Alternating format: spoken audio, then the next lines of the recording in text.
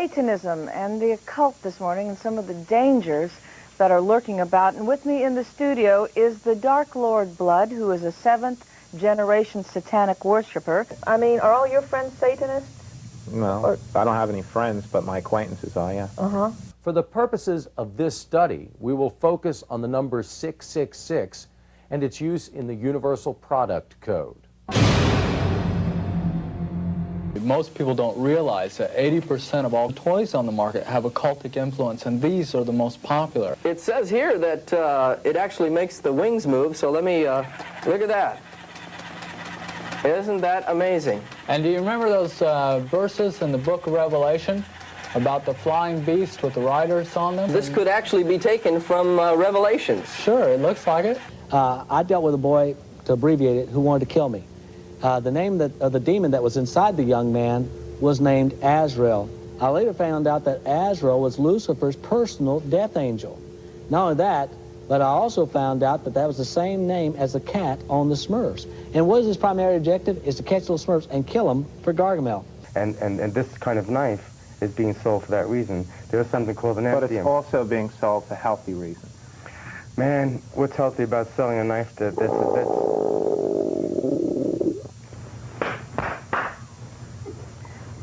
Vicky. Snake Mountain. It's got an interesting little feature here. I'm going to turn it on. It can actually transform your voice from your regular voice to that of an occultic hero. Is that correct? So let's get a Skeletor type of voice. Let me turn this on here. I think I'm getting it too loud. Skeletor, the master of the universe.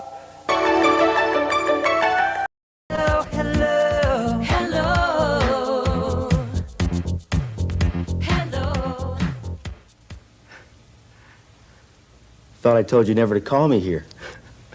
Some of the things I love are photography, travel, skiing, and cuddling. This is a very exciting time for my life because I'm just starting a new claims adjusting business.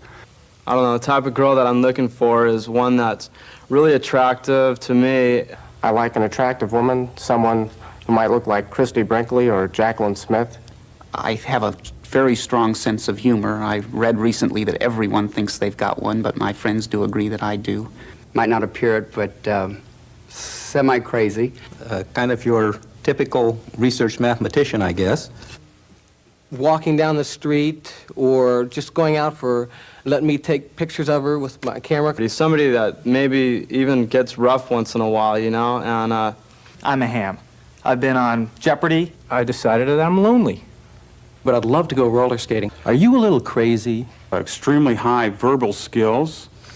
Co-ed bubble bath sounds like a real fun idea I want to try out. And whoever's ever with me has to like to do it too, or they're going to go nuts, because I'll drive you nuts. I seek a person who is childlike. somebody that'll embarrass you by ordering too much food or, you know, somebody like that. I'm a nice fellow. I don't know. I'm particularly attracted to black women and women of different races. So if you like me, give me a call. Basically, that's what I'm looking for. Thank you.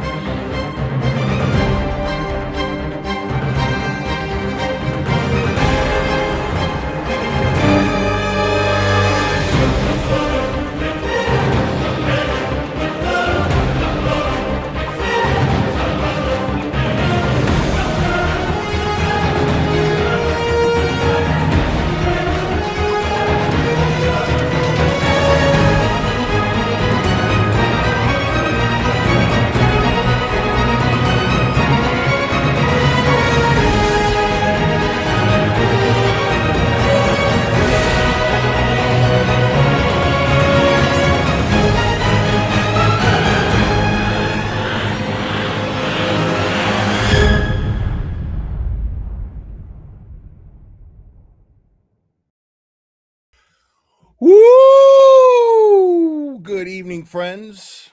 It's been a minute. It's good to see you guys. I don't know what is going on, man. Like when I unplug, you know, and not being on Twitter anymore really helps with that because I don't know what the fuck's going on. So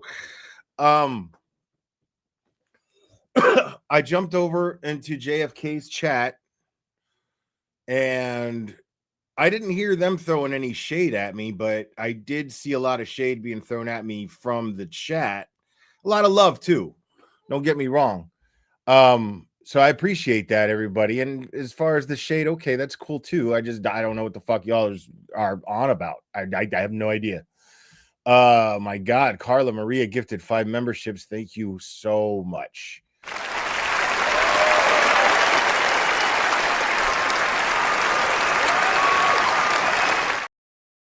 And X-Ray Techie became a member. Welcome to Logic. Thank you.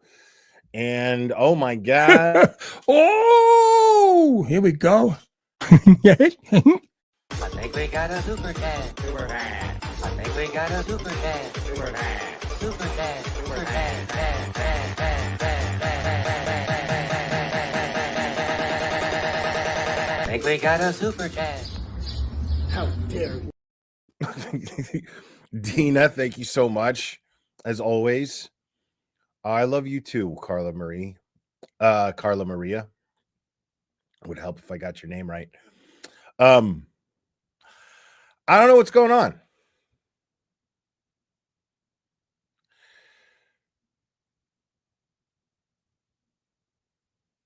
I mean, y'all want to do drama? We'll do some fucking drama, dude. But I'm telling you, you're not going to get much from me because I got no problem with anybody at all.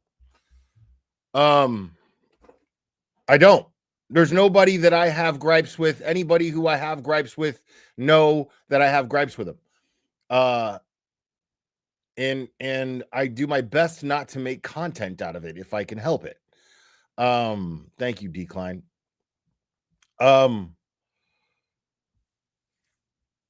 So yeah, and honestly, I'm just live because I haven't hung out with you guys in a minute. There's stuff that scrolling through Twitter, there was stuff that I did kind of want to go over and mention, talk about things pertaining to, I don't know, Turtle Boy's case where his civil rights are being fucking raped.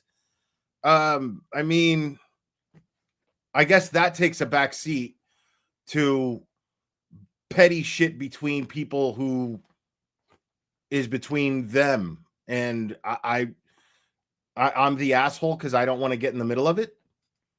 Here's what I'll tell you guys.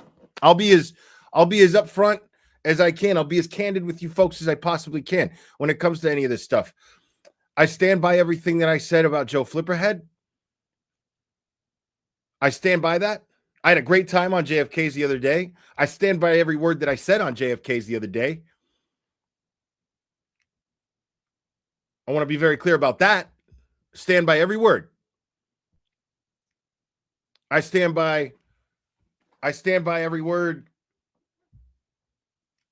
as regards to these things. Now, this wiretapping of Karen Reed, Turtle Boy, my position on that is it's none of my fucking business. I don't want to be in the middle of it.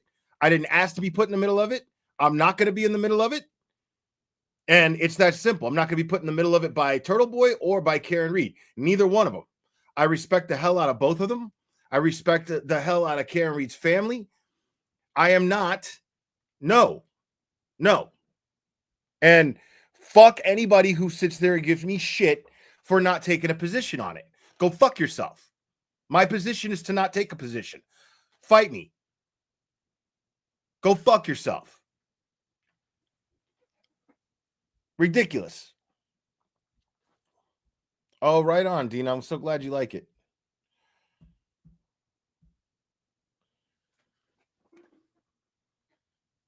Like, where's this rule that I got to take a fucking side? Where's the rule? Somebody show me in the fucking YouTube and Twitter fucking rule books where I got to fucking take a side between two people who I respect having a spat.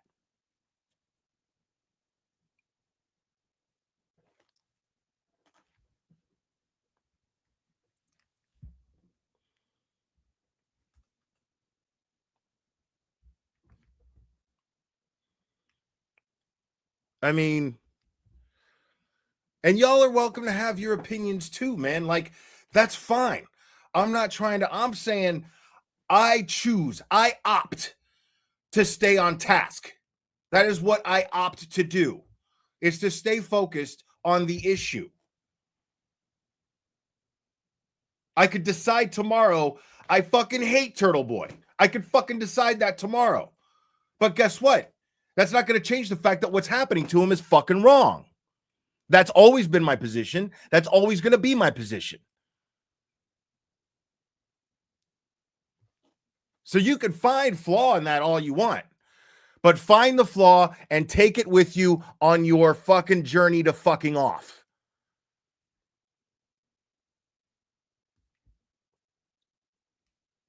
It's unreal, dude.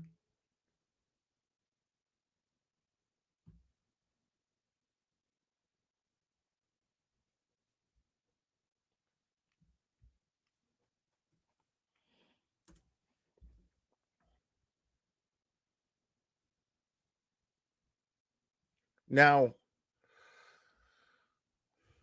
I heard a recording. No, man, I'm not going to throw shade at JFK either, because I don't know what's going on with JFK. I mean, I jumped in his chat for a minute. Nobody was really saying anything. Well, Kev was talking, but I don't know what he was talking in reference to. And I saw some shade from people in the chat, and then I saw some love from people in the chat. And that's all I got out of it. I honestly have no fucking idea what is going on over at JFK's. I just popped in there for a minute because he was live and I like his channel. And I had a few minutes before I had to come here and do this.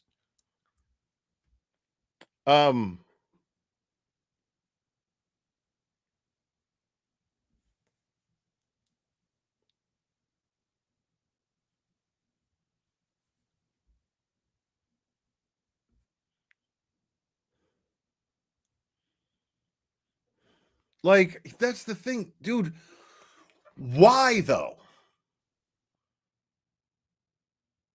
How am I the one, and if this is happening, how am I the one that's with the problem, but because I'm saying that I opt to mind my own fucking business? How am I the flawed person in this scenario? Because if I'm the one going, I just choose to mind my own fucking business.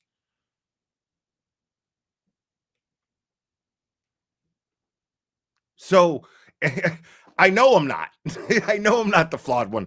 So that's my message to anybody. This is why I feel so comfortable telling people to fuck off when I do, because I usually go into these things thinking very rationally.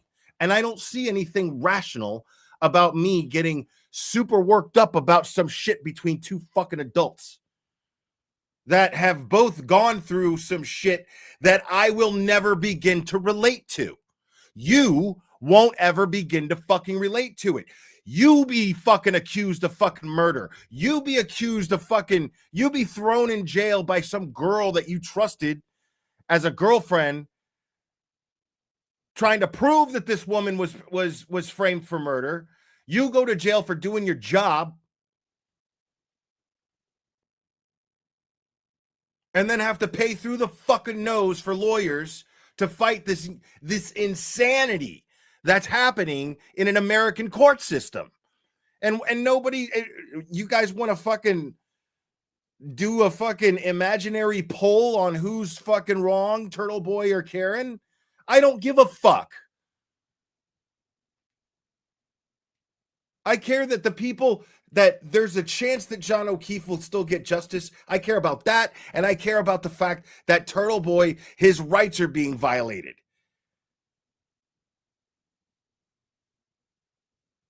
In a country that I am a proud patriot of.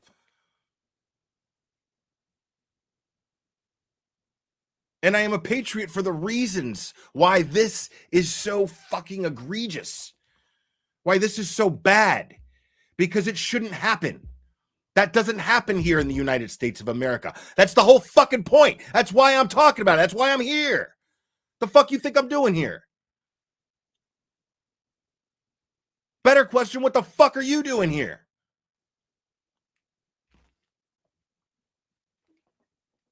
What the fuck are you doing here if we're focusing on anything other than these extremely important things? I don't even fucking live there.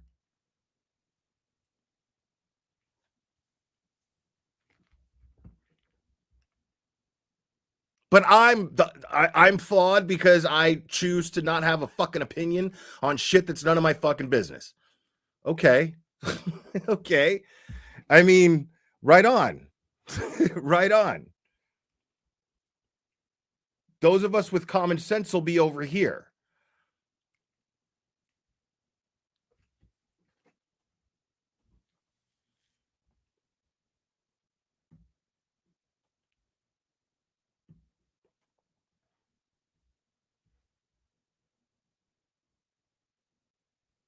Ah, shit.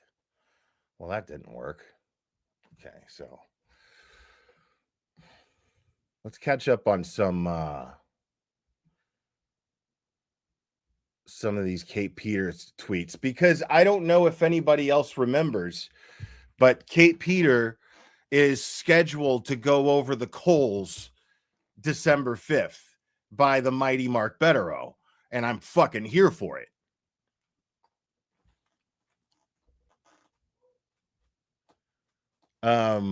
Angel Baby, thank you so much. Anti-Free Karen Regis wants to dismantle this movement, and y'all are letting it happen. Not you, Will. Everyone needs to touch grass and stop fighting. I just don't see why it's so hard to do that. Like, you know,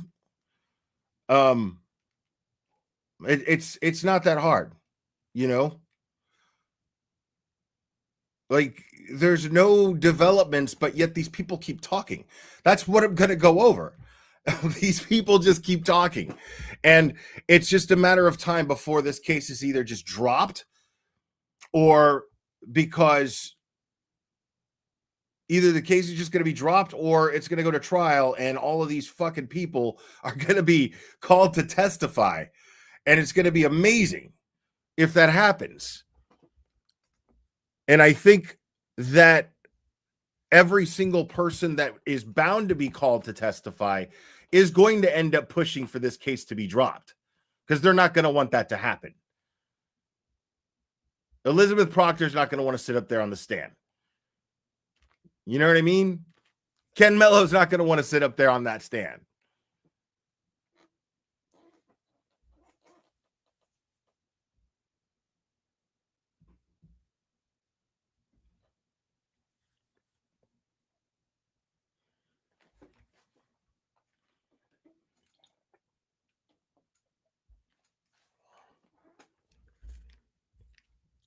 Not that Dina.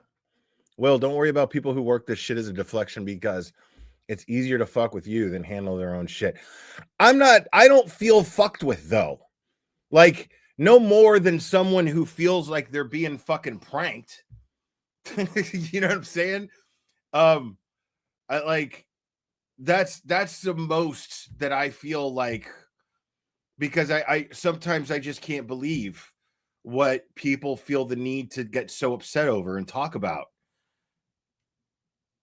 I mean,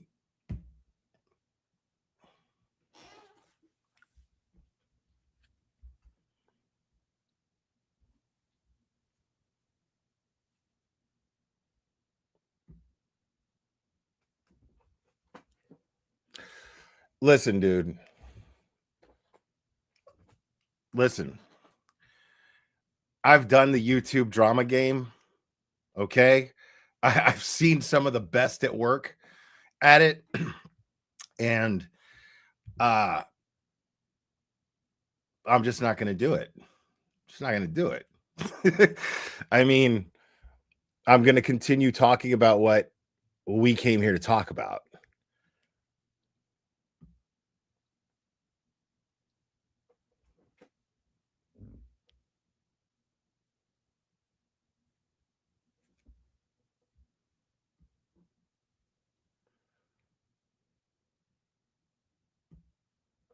Now, it's mind-blowing to me that she finds the time to tweet all of this stuff.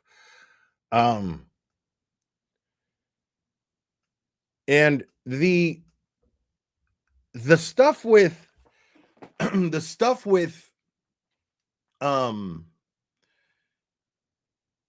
stuff with God, why am I having a brain fart on that name?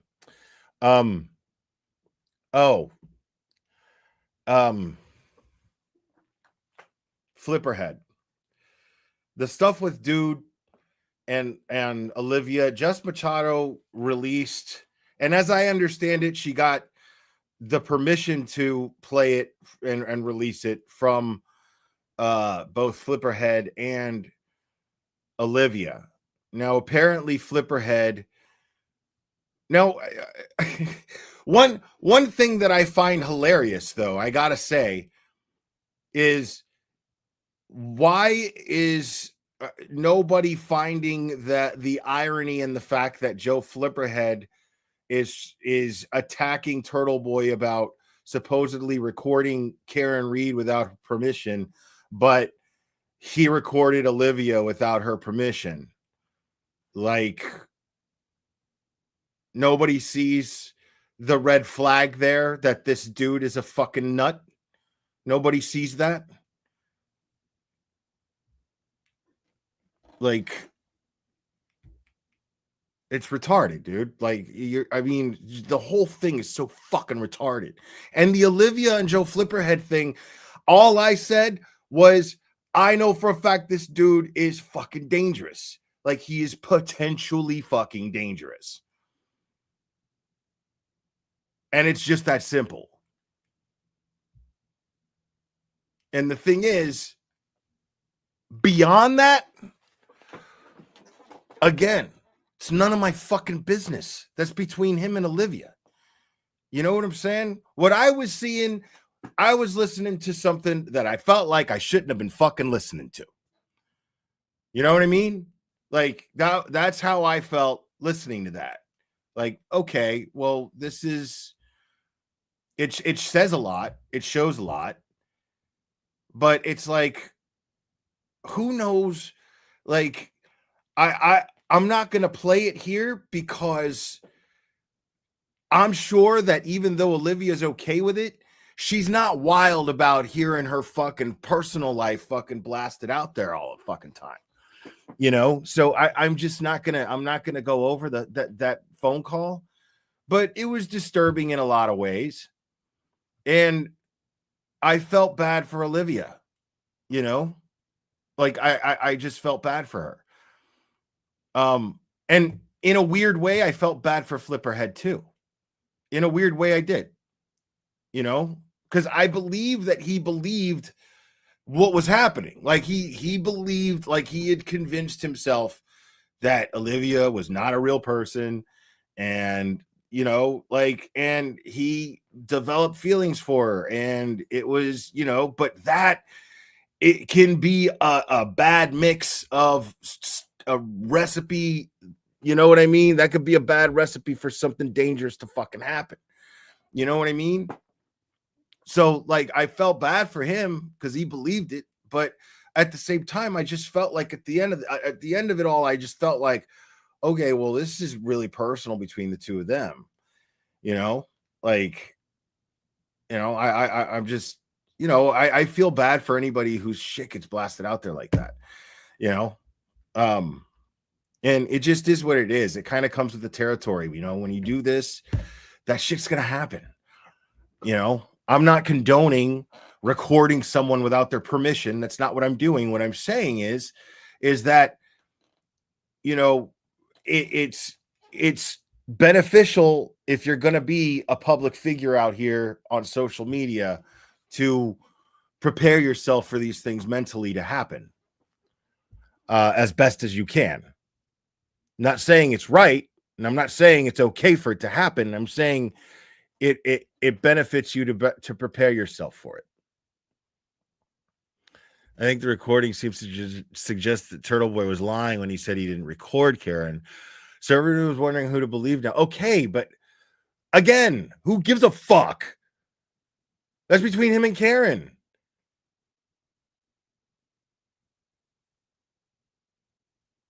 Like, I will say this. I will say this. Let me just, and I don't even know what timestamp it's going to be on, but I'm going to see if I can find it. Because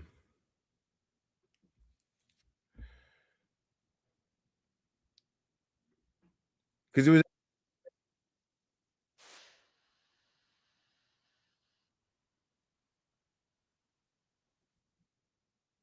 So Aiden was on Justice Served TV with Linda Kenny Bodden and Michael Bryant, and they're just great. I love them so much, and I thought that they just had a great stream with him.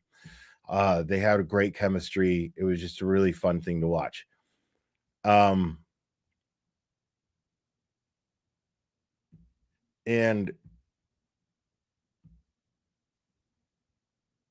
that's for sure. Yeah. I could imagine. Wow. What else? What else haven't we asked you that you want to tell us about? Appearance as well. Yeah, I So- make everybody more attractive. It's So great.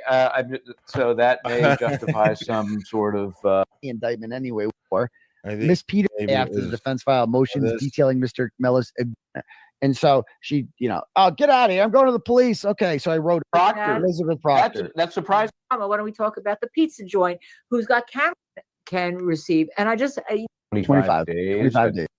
100%. Yeah, please. Do with you, and you don't give a shit. There's no free camera remove it. No drama here. All right, so this is what I wanted to play. Sorry, it took me a second to find it, but I had no timestamp for it. But And quite frankly, if anyone wants to talk about drama, why don't we talk about the pizza joint who's got cameras out there that apparently tape people and their conversations there. That's the real drama. That's the real case. Don't lose focus, everybody. Yeah, I don't care. Anybody who wants to bring up any issues that they have with me, drama wise or whatever, right? It's just like they can go after themselves. That's all I gotta say about them, because you are like the body of work that I've done for this movement, okay, and what I've sacrificed. And to be clear, none of this happens if I don't take up this case. Period. None of these people know about it. There's no free camera remove it. It's empty. The trial's empty. It's not on TV, probably, right? None of this happens. So if you want to talk about your goddamn drama, and while ignoring that, you can go fuck yourself. I fucking hate you. I want nothing to do with you, and you don't give a shit about justice. Get out of my face.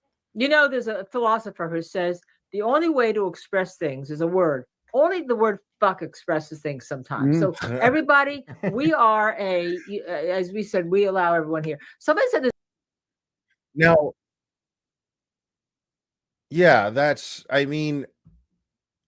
I completely agree with him. I mean, the fact is that this dude, and call him arrogant if you want, but the thing about being arrogant, dude, is if you could back it up, it gets a fucking pass. You know what I'm saying? Arrogance is really shitty, to me, if you don't fucking back it up. This dude, everything that he just said is pretty much true. Like, it's possible that this would have never even gotten aired on television had he not fucking rattled the right cages. I mean, let's just be honest.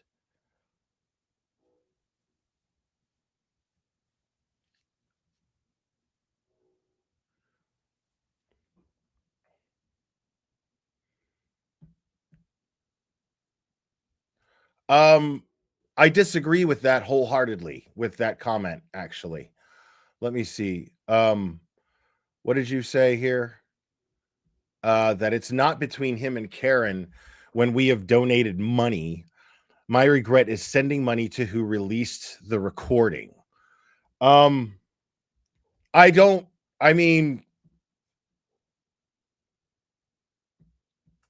Nobody is saying that you shouldn't or are not allowed to have an opinion on it. I'm saying don't come in here giving me shit for choosing not to. That's all I'm saying.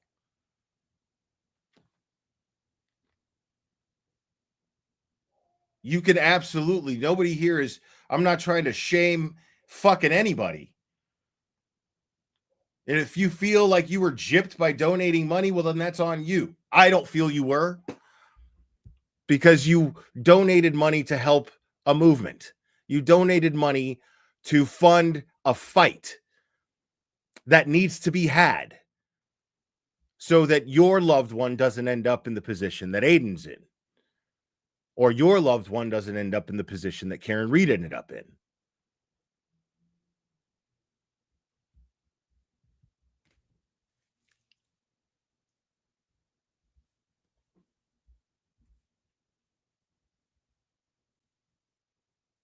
Yep. I would throw every fucking fundraiser that I did over again. Every single one. I would buy every single fucking airline ticket and every fucking hotel stay all over again for every single time I've gone out there. I wouldn't change a fucking thing.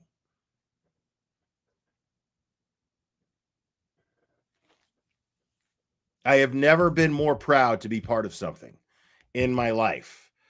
So I will be goddamned if I am going to squander it by focusing on something so fucking dumb.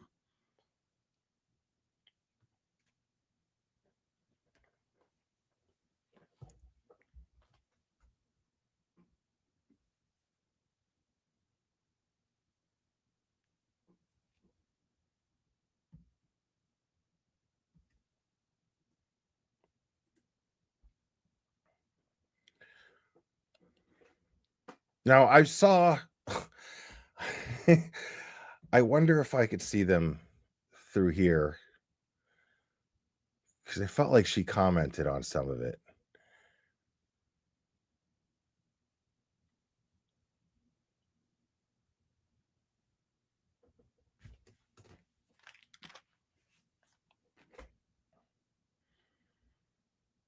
Because she's, man, her and Lindsay have been going at it, bro.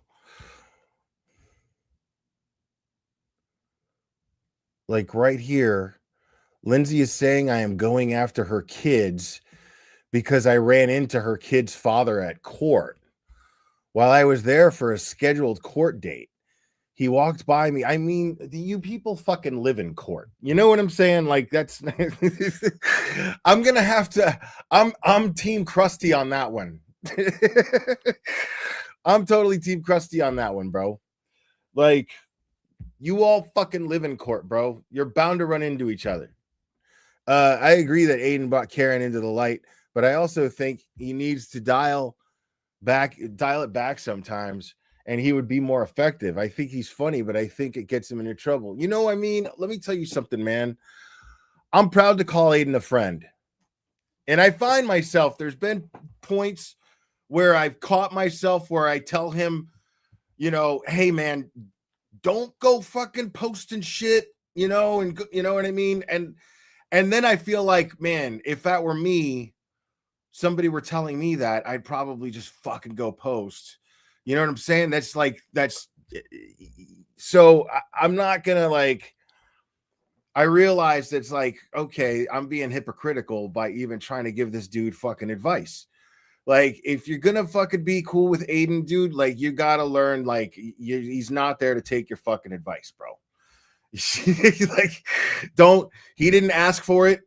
And you know what I'm saying? Like, so, and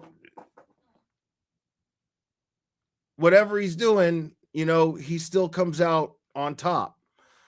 You know what I'm saying? Like, so far, everything he's done seems legit. I don't know if he recorded Karen Reed without her knowledge. I don't know anything about it. I opt not to fucking know anything about it.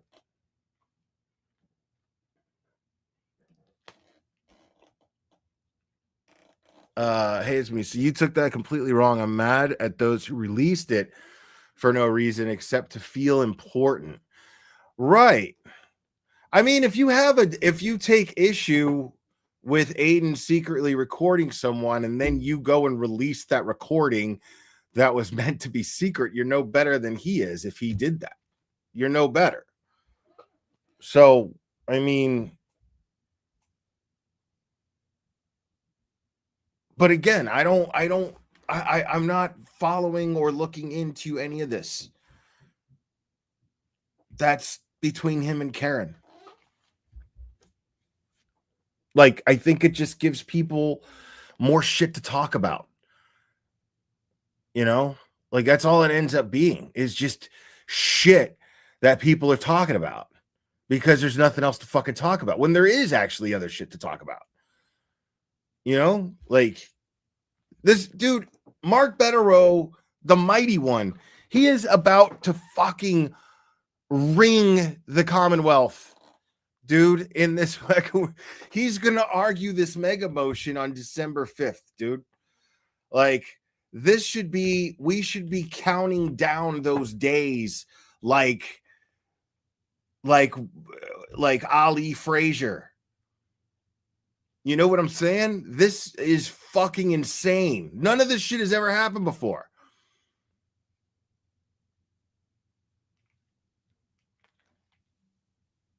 We want to talk about fucking Watergate tapes? Fuck out of here.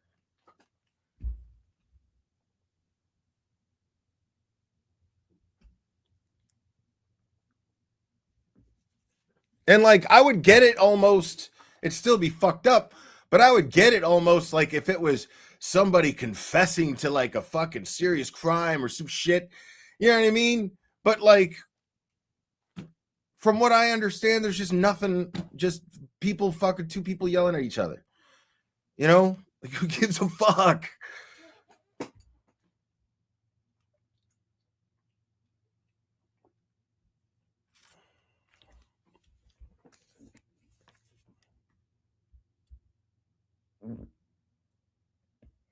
Oh, Grant's deposition is tomorrow? Oh, I love it. I love it.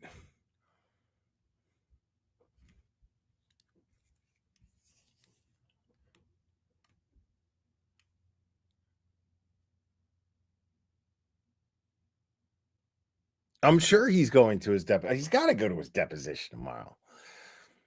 He's got to go. I'm sure he's going to go. So yeah, let me just keep reading this K. Peter tweet. He walked by me 2 or 3 times. I thought it was weird, particularly because Lindsay would always talk about whatever horrible, abusive, shady shit he was reportedly doing to her.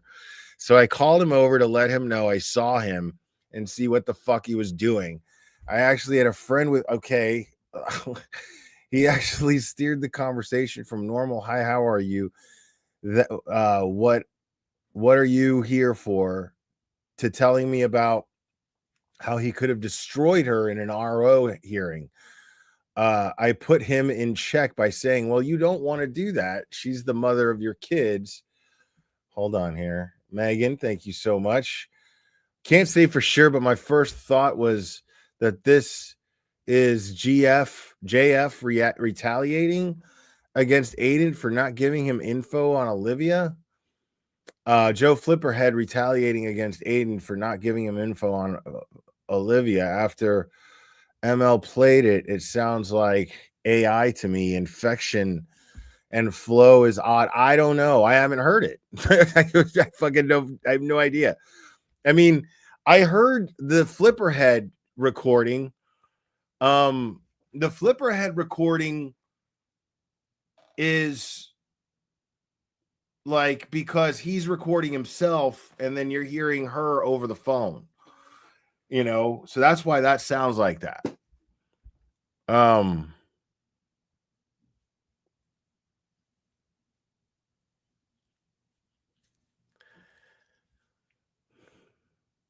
You think it's fake? You think that recording was fake? No, dude, that recording was very real.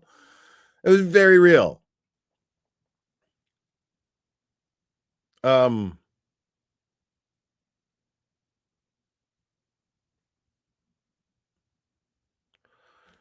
X is saying me and Kim leaked what? X is saying me and Kim leaked what?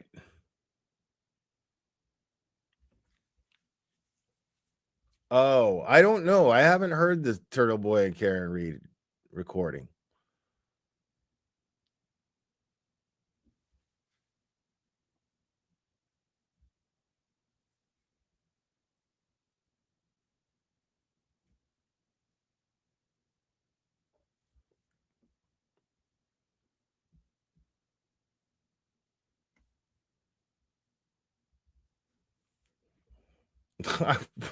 That's news to me. That's absolute news to me. All I know is in the Flipperhead thing, Olivia, like, she's called into the show several times. Like, that was clearly Olivia's voice. It's always the same person. Like,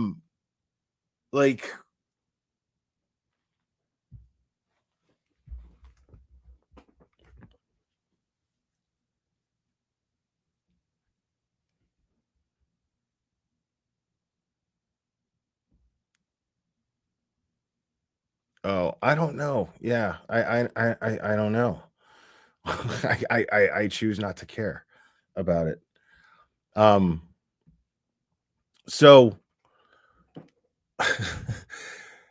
I put him in check by saying, well, you don't want to do that. She's the mother of your kids, and told him to move forward. She called me later that day and I told her about it and who was with me. She called me insisting that I had planned to meet up with her ex and that we had exchanged numbers. That is untrue. I don't have his number and he didn't have mine. My friend told her this and backed up my recounting of the short. Wow. There is like a whole thing here about this. Like, that's my point. Like, do you want to sound like KP here, bro? Talking about things that just don't fucking matter. Like, what type of person actually finds the drama between her and Lindsay like interesting as far as like running into her kid's dad in court? And she's saying I'm going after her kids. I mean, this is just ridiculous, dude. I have no idea why she's going after Jen McCabe, who has done nothing to her except show kindness to Lindsay and her kids. Everyone who met Lindsay liked her pretty much. It's kind of shocking to learn how really felt about this. So, yeah, I mean, this is hilarious to me, dude. The only reason this is interesting is because it's so fucking uninteresting that they act like it's the most interesting shit in the world. And these are the people, like, this is what imploding looks like. Like, the clock is ticking. The walls are closing in. This is why that shit is interesting, because she thinks that it matters. But what's going to happen is they're all going to look amazingly galactically stupid when Bettero calls them to the stand or they dismiss the charges, and then shit gets unimpounded and all that shit gets fucking released to the public.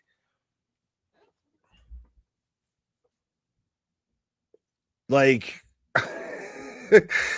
that's what makes this so fascinating, is this kind of behavior. And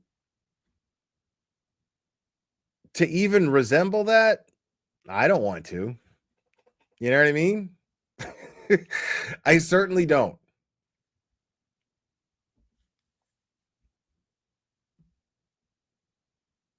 Like, books. She writes these books about Lindsay Gattani, dude. Like, it's so wild.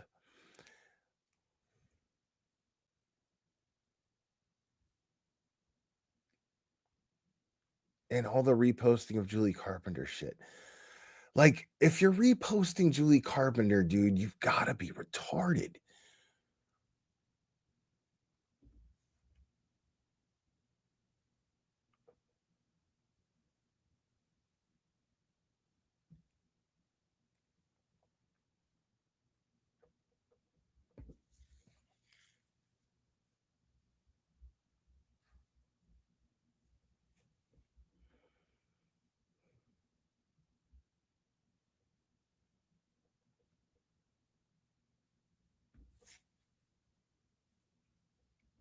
I mean,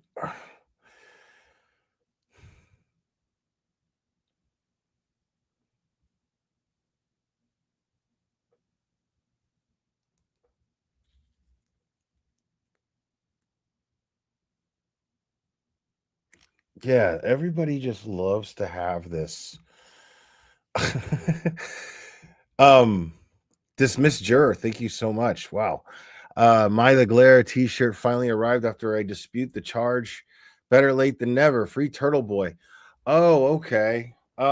Did you order it through Teespring or did you order it through because I changed the distributor kind of recently because we were having problems with Teespring. So far I've gotten nothing but good feedback on the new one. So I'm wondering, this would be the first time I got bad feedback on the new one. Captain Skid Marks, what's up, homie? What's up with all these people not really existing? We've seen this before with crazy people making weird claims. Yeah. I mean, a lot of people just want to stay anonymous on here, and I get that. That's the whole thing, is like what I felt like was happening with Olivia, being that she's the kind of person who thinks the way that she does, right? When she's posting stuff on Twitter, like she's the Twitter queen on Free Karen Reed. Just I mean, she owned Twitter when it came to Karen Reed posts and breaking down things that happened in trial or at hearings. She's brilliant about this stuff, breaking down the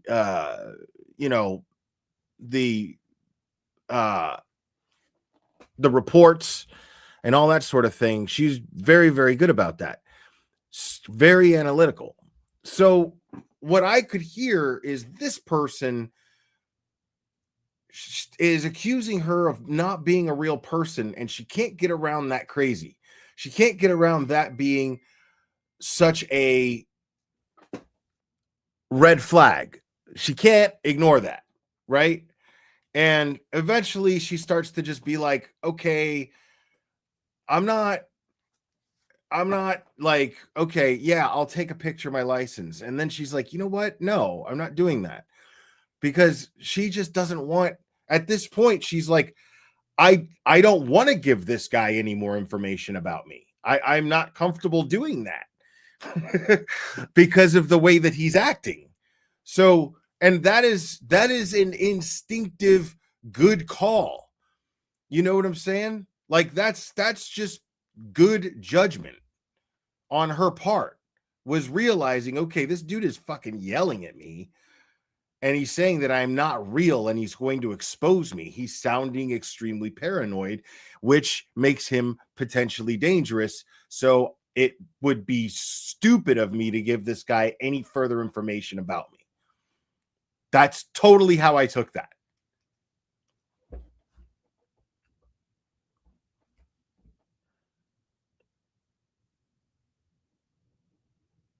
And you know, you don't want to victim blame when something happens, but whenever these things happen, like if something would have happened to Olivia and she would have given her information to the guy and we're hearing that recording, you know, we would have been like, dude, if she'd have just fucking been smart and not saw this as a red flag, the way the guy's yelling, she'd probably still be around, you know? But luckily she did listen to her gut and she was like, no, I'm not giving this guy a fucking one more shred of my personal information. That's crazy. Laura, thank you so much. Legit question. Respectfully, don't care about who did that, but it doesn't seem like Aiden not to owning something he did. Record Karen allegedly. You saying you don't know about a recording with Turtle Boy and Karen? I'm saying no, I don't. I know that there is talk of one, but that is the extent of what I know. That is what the extent of what I opt to know. That's what I'm saying.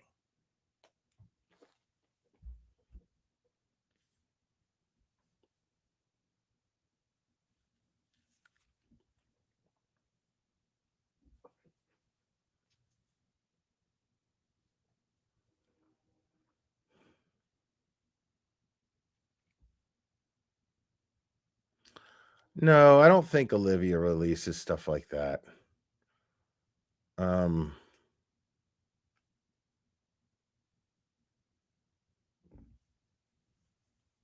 Okay, but I didn't watch Melanie's show today. So I didn't hear it. So, I mean, why does this is what I keep, like, I can't wrap my head around this. Why is this so important? Why is it so important? To any of you who is obsessed with knowing about this alleged recording, why is it so important to you? I mean, I can't justify why I would think that is such an important thing to talk about or think about.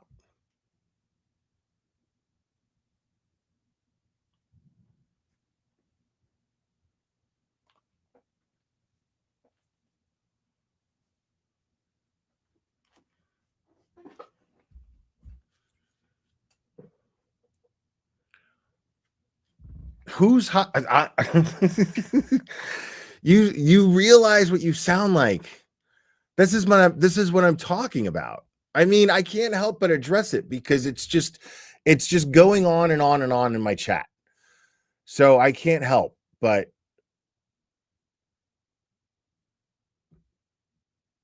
like you sound crazy. I have said over and over and over, I have never had a recording of Karen Reed and Aiden. That they do. Old abortion bills.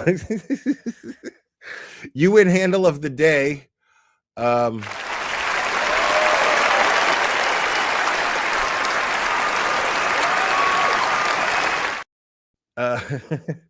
Your dance off on JFK was fire. I thought so, man. I had a good time, dude. That was a fun stream. I mean, I got nothing but love for JFK and James Jackson, Kevy Kev. I got nothing but love for those dudes, bro. Like, whatever they got between them and Turtle Boy is between them and Turtle Boy. I don't know nothing about that shit. I ain't got nothing to do with that shit. And if they got some issue with me, dude, well, I mean, if they have a problem with me, then that's exactly that. It's their problem. I don't have a problem with them. So, you know,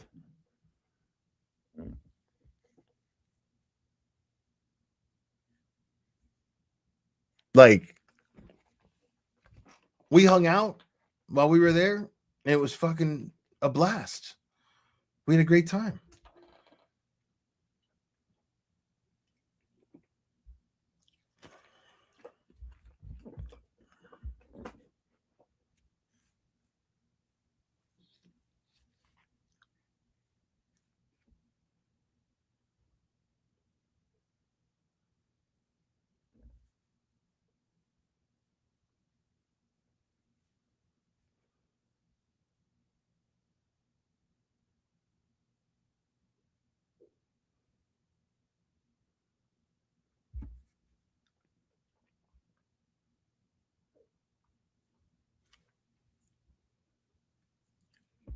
All right.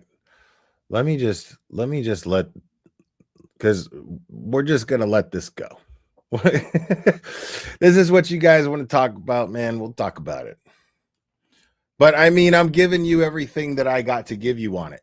You know what I mean? Like, so this is your own fucking fault.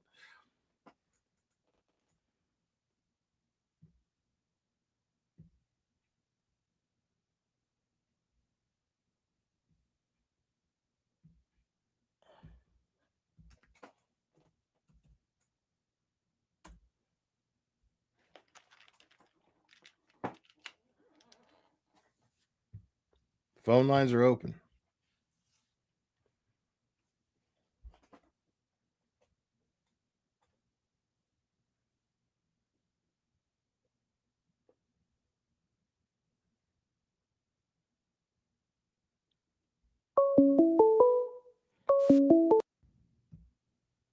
Call from. You're on. Who am I speaking with? Hi, this is Joel. What's it's up, Joel? Honored to talk to you, actually. Right on. Thanks for calling, Joel. Yeah, it's my first time ever getting into any of the calls of any of the shows, and I'm a big fan of all you guys. And I understand what's going on. I see it from all the people and the players and their personalities, and I can feel it, individually through each of your eyes, like, from your online personalities. I don't know you personally, but from the online personalities, we think about JFK and Kevin, they're the typical. I'm from Massachusetts, so I'm Central Mass, right? Mm-hmm. I did hang out in Cambridge back in the day when I was like 19, 18, kind of city kind of style. And I went to school in Cambridge, but not Boston proper. But I know Boston, I know the area, and I know those type of people, and those guys are really, they wear their hearts in their sleeve, and it's just great. It's like watching like the Perfect Storm movie or something like that. The intro scene. You know what I mean? And I just I know their style, and they're kind of like hypocrites in really good ways, like not in a bad way. It's like they say, hey, don't say that and breathe that into existence, but at the same time they'll say, hey, you watch out because this will happen and this and this and that, and that's just the way they are. That's just a beautiful thing. They balance that, on that line. And then I look at you as you kind of like a bit of you're like Turtle Boy light, like you're harsh, you go there. Turtle Boy's the extreme, but you're like kind of like one level below. You don't give a shit, just like he doesn't, and all that. I know it's really personal to you, and I don't really want to get understand. It's so quick and it's so soon from when all this stuff happened, and there might be something crazy underneath that has nothing to do with either of those two, and it might be another plan from some other angle or whatever, and we won't know because it's so fresh and all that.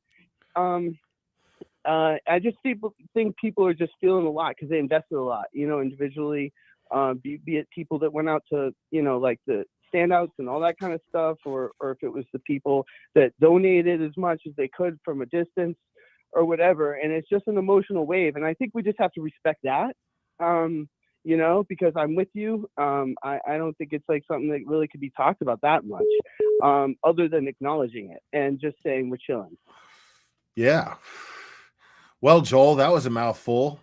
I'm sorry. I never called into anything. That's great. I know I love that. From I love it. The last year or so, and I'm from Massachusetts, and some girl at a bar who I know, her friend said, she said to me, she goes, my friend's got this story about this case that I think you're going to like. And as soon as her friend told me, I was like, that's a bullshit. I'm like, why'd you leave him? And all this stuff and the left and I was like picking on it. And the lady was like getting mad at me. And then for some reason I saw more stuff. And then I got in, and I remember Turtle Boy actually, I just want to say the last thing is I remember Turtle Boy from reading some funny articles he wrote because he was a local guy. Like, I'm actually from Worcester area, so I know Worcester. I know the turtle statue story, all this kind of stuff. Like,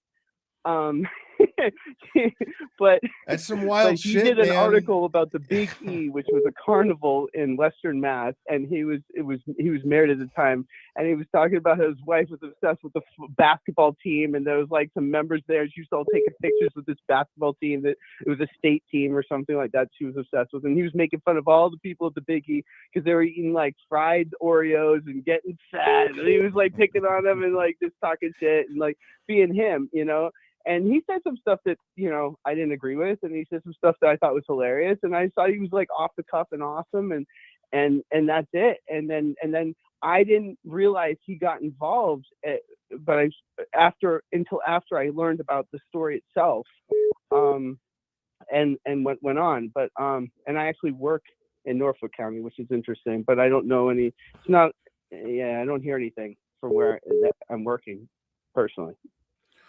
Okay. Well, yeah, man. You sounds like you know exactly where you're at and what's going on. Yeah. I just want to say I appreciate everything you're doing, man. Hey, no, I appreciate you listening, man. It means a lot, especially when you locals show me love. It means a lot. I don't. Yeah, maybe sometime I could swing by when you guys are hanging out, or we can, link up and whatever. Nothing. Yeah. Right on, Joel. All right. Thanks for calling, homie. Awesome, man. Have a good one. All right, you too. Bye-bye. Call from. You're on. Who am I speaking with? Hey, it's Sal. How are you, Glazer? I'm good, Sal. You look sexy tonight. Oh, with your Thank you, Sal. Yeah. What are you doing after the show? Gonna watch something on Netflix, chill out, cuddle with my dog. You know. Yeah. Well, by just you and your doggy? I'm sorry. Just you and your little puppy? It's just me and my little puppy and my kitty cat, Drago. Yeah. You want to give me your address? I'll fly over. Oh, sure. Where are you? Chicago? Oh, okay. You're running out of time, Sal. You better make this good. If you're gonna troll me, make it good. Let's go. No, that was it. That's- it. You're just looking. You're looking pretty cool. Okay, well, thank you, Sal. Appreciate it. Bye. Call from You're on. Am I speaking with? Yeah, this is specially retired prosecutor Robert Cosgrove. Specially retired prosecutor Robert Cosgrove, everybody. How's it going, Will Blair? Oh, it's going, man. How are you? It's nice to hear your voice. Well, likewise, Will Blair. I'm kind of enjoying my retirement and watching all these people go crazy. They need to adjust their antennas. Yeah, I mean, you had a moment there when you had recused yourself from the case. It was a good move, Cossie. It was a good move, buddy. Well, yeah, I predicted this a while back when Gatuni said she was going to sue me. I knew that I'd be into retirement a lot sooner. Kind of a conflict of interest there, no? Yeah, just a little bit. Little bit, right? Yeah. You want me to get up in a criminal case and say you're a good person and everybody should believe you, but you're also suing me. That's a problem. You tried to help her. You were the only one fighting for her, man. Even Mello gave up. Yeah, even Yellow Mellow tapped out. I mean, Yellow Mello tapped out. You were the only one. That's Man. saying saying something. You stood tall. I remember seeing you picture like that. You stood tall, bro. Yeah, with my new sneakers on, with my suit. Yeah, I noticed that when I was in the courtroom this last time. I was like, look at this guy's fucking shoes, dude. Look at this. What's he doing? Well, they're somewhat orthopedic, and because I have a feet problem, so they also got Velcro, so I don't have to bend. You're also 1,000 years old, so your feet should be comfortable. I don't blame you. Well, we'll round it up to 1,000, but that's okay. Oh man, yeah, dude. So what do you think, man? You think they're gonna find somebody? Because I mean, I gotta say, man, I was telling Aiden and Lauren and everybody we were celebrating Lauren's birthday after the hearing, and I was telling them, what are they gonna do? Because Cosgrove, you give pretty bottom of the barrel vibes, like where do you go after you? Like you barely make it to the courtroom whenever you go. You look like you're struggling. Who they gonna get to do this? You don't know the half of it. I don't know who they're gonna get. I think I was the last in line. I don't see anybody stepping up, but it's also Norfolk County, so you never know. They practically pulled you out of a grave. Specially appointed prosecutor Robert Cosgrove. We're gonna do that again, Will. We're gonna go back to the grave. I'm in the grave. I'm halfway in the grave. Okay, I get it. Go ahead. It's because you're old as fuck. That's why. Well, I feel like that's painfully obvious, but if you want to go there, go ahead. Okay. I mean, right. That's my point, is that it's painfully obvious. So yeah, that's why I'm saying you give bottom of the barrel vibes, bro. Like, where are they going? Like, it's like they scraped you and put a suit on you. That's what. Well, yeah. what it feels Well, yeah. I mean, that's also painfully obvious. I mean, of course they scrape me. How else are they going to get me there? But I'll also say, it's like, you know, with all this madness going around, I'm sitting up here with my triple dip paper, having the time of my life, going square dancing. You look like they've spoon flipped you into the fucking courtroom, like there was just a gob of you, and it was on the end of a spoon, and they just went. Yeah. All right, Will Glairer. Well, I saw you on JFK last night, and they looked like they had to spatula you off the floor. Oh okay? man, So, I was fucking jamming out, dude. I was having a good old time, man. Had a little whiskey, you know. I had a good old time, man. I can't talk too much shit. I was there too, so It was fun. I like hanging out with those guys, man. Anyways, how's the old battle axe? The old what? The old battle axe, Mrs. Cosgrove. Oh, she's doing just fine. She's in the basement. I go down there every once in a while just to make sure she's okay. I mean, the last time I checked, she was all right. Okay, well, when was the last time you checked on her? I feel like you got to do it pretty often. What's the date? The 29th? Yeah, it's been a bit. It's probably not a bad idea I go down there. Yeah, it's probably a good idea. You check on the lady. Well, I'll do that tonight. I'll do that tonight for you, Will Glairer, and I'll give her all the old hucklebuck just for you one time, huh? I heard that, my friend. You all heard him. Yep, and I'll say this is from Will Glairer and the antenna people. That's what I say. Yes, absolutely. All right, Mr. Cosgrove, it is time for me to cut you off. Thanks for having me on your presentation, Will Glairer. I appreciate you being on here. Special appointed prosecutor Robert Cosgrove, everybody. Bye.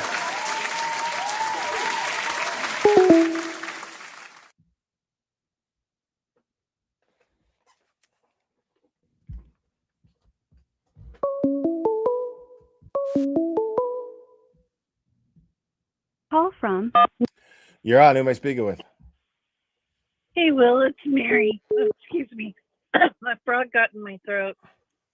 Okay. How are you? I'm good, Mary. How are you? Good. How was your trip? Did Did you have any fun? Yeah, no, I had mostly fun. Maybe a little too much. But Good. yeah, it was a good time. Yeah, I mean, hung out with some really, really good people. Had some really, really great moments. Yeah, like at one point, Kelly Reed made us cry because she told us something very personal, and it was very touching. And yeah, it was really, like, well, made me cry. I was kind of the only one at the table crying. But yeah, but it was very touching. It was very touching. Well, that's nice.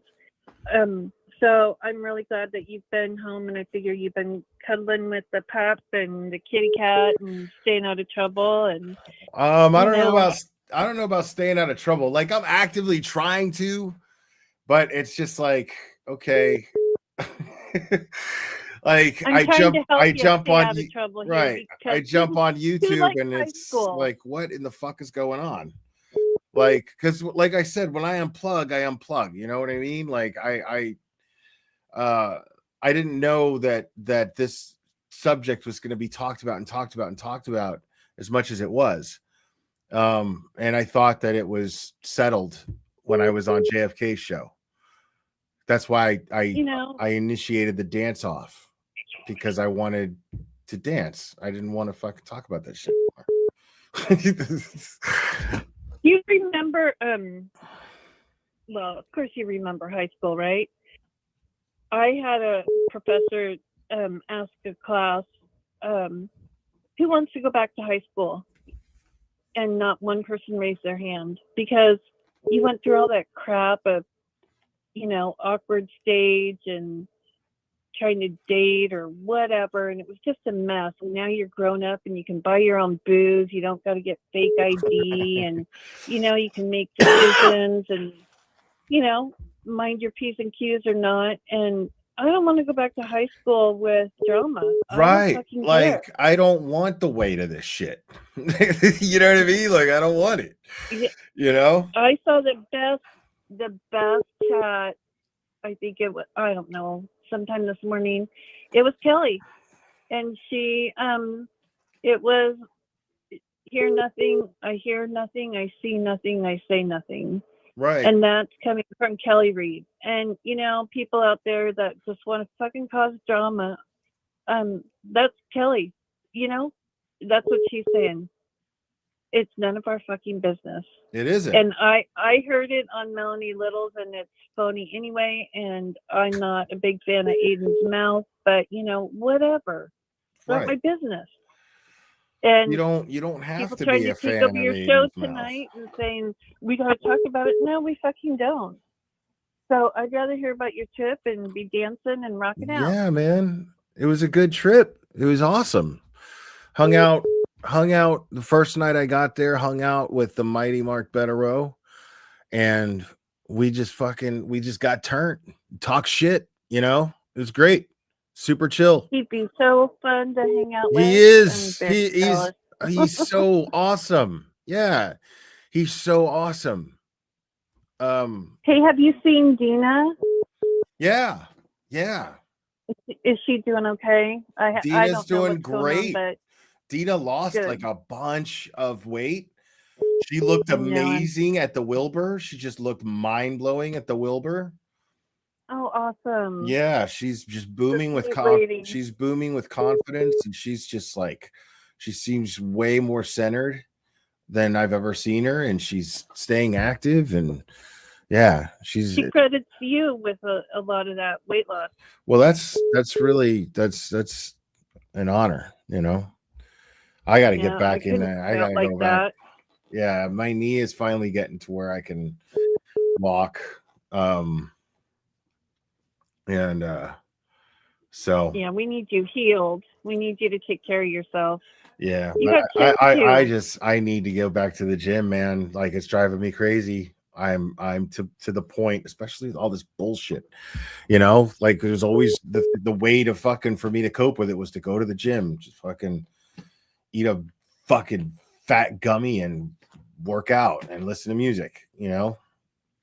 Yeah, this can cause us to go freaking nuts because I'm homesick too, and I can't get out either, and I'm gonna lose my fucking mind. I can't talk to my dog all day, Yeah. And I'm not getting on Twitter. I'm not doing it. I'm not playing this game.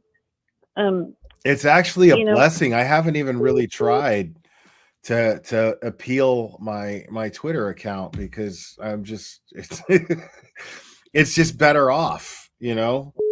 Like, it was nice. Yeah. It was nice that I had gotten to the point with followers where, like, Twitter was paying me.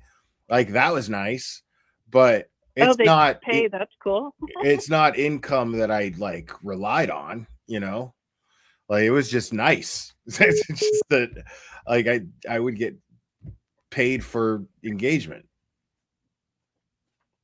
Hey, I'm gonna let you go here in a minute, but I wanted to ask you, when you get time to talk to Bob and Allie about Aaron Spencer and that guy. Is that the guy in Tennessee? I need to plan a stream with them soon. That case that's from Tennessee. Okay. That's freaking crazy. Bob talked about it. I I know. Yeah, that's the one where the dude killed the whole family, right? or something like that. Yeah, only Bob and Allie and I don't think that happened. So Oh, wow. if you Okay. can peel yourself away from the drama like I know you can, and cover that, that would be really awesome. Oh man, because, I'm gonna get fucking. Oh, they're saying Arkansas is Aaron Spencer. oh, maybe it's the name wrong, but it's a Tennessee case. I mean, Okay. both of them I want covered, but the Because guy I in know the Tennessee- Tennessee case, right? And then there's the other one where the dude like murdered his two like little boys, shot the wife in the hand. There's body cam footage. The cop's just like, dude, shut up. Like he doesn't even want to hear this guy talk, like because he just murdered like his family, annihilated his two small boys. Oh my god, I don't want to hear about that one. I don't yeah, do it kids. was This is the it was one where really the guy bad. put the baby, saved the baby. Yeah. And dropped it off in Tennessee. That Yeah. one. Yeah. Like I'm loosely aware of it, but I'm aware of it. Okay.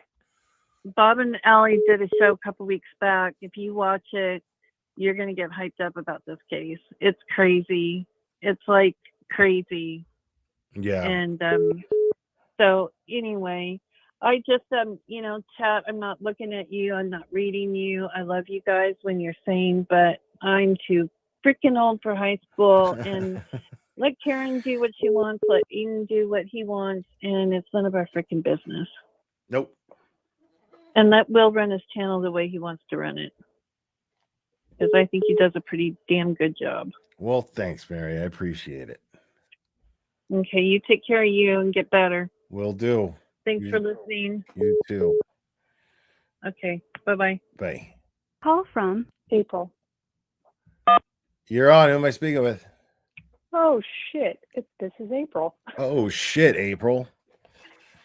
I did not think this was going to happen. I did not think I was going to follow specially appointed prosecutor Robert Cosgrove either. He's a tough act. Yeah. I might as well just end it all now. No, I'm with you. I don't give a fuck about a Karen and Aiden recording. I don't care. It doesn't matter. It's not serious.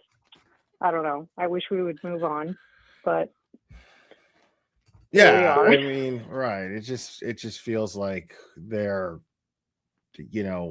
whatever the issue is personal. It's not has anything to do with anybody else, Which I get in some regards. You like the kid before me, and especially appointed prosecutor Robert Cosgrove. Like, you get invested, you put your time and your energy and your emotions into it, but also like you have to have some checks and balances in your brain where you go, oh, this isn't real to me. Like, my life could go on. I could still think what I think about the people that I respect and care about, and this doesn't change that. Right.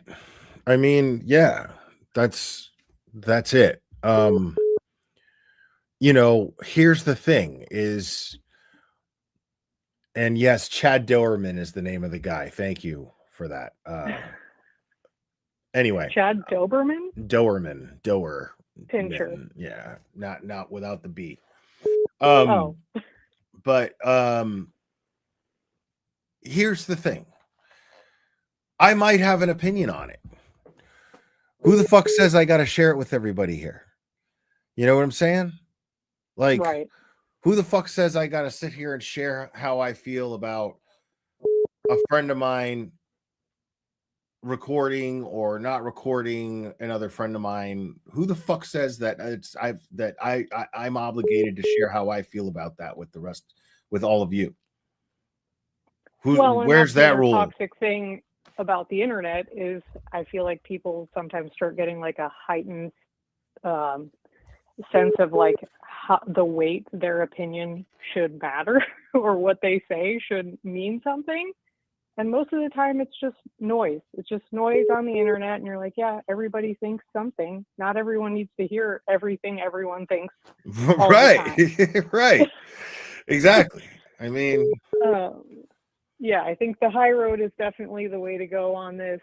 I mean, to me, I'm not even sure it is the high road. All I'm saying is it's the road I'm fucking taking. That's it. And I'm with you.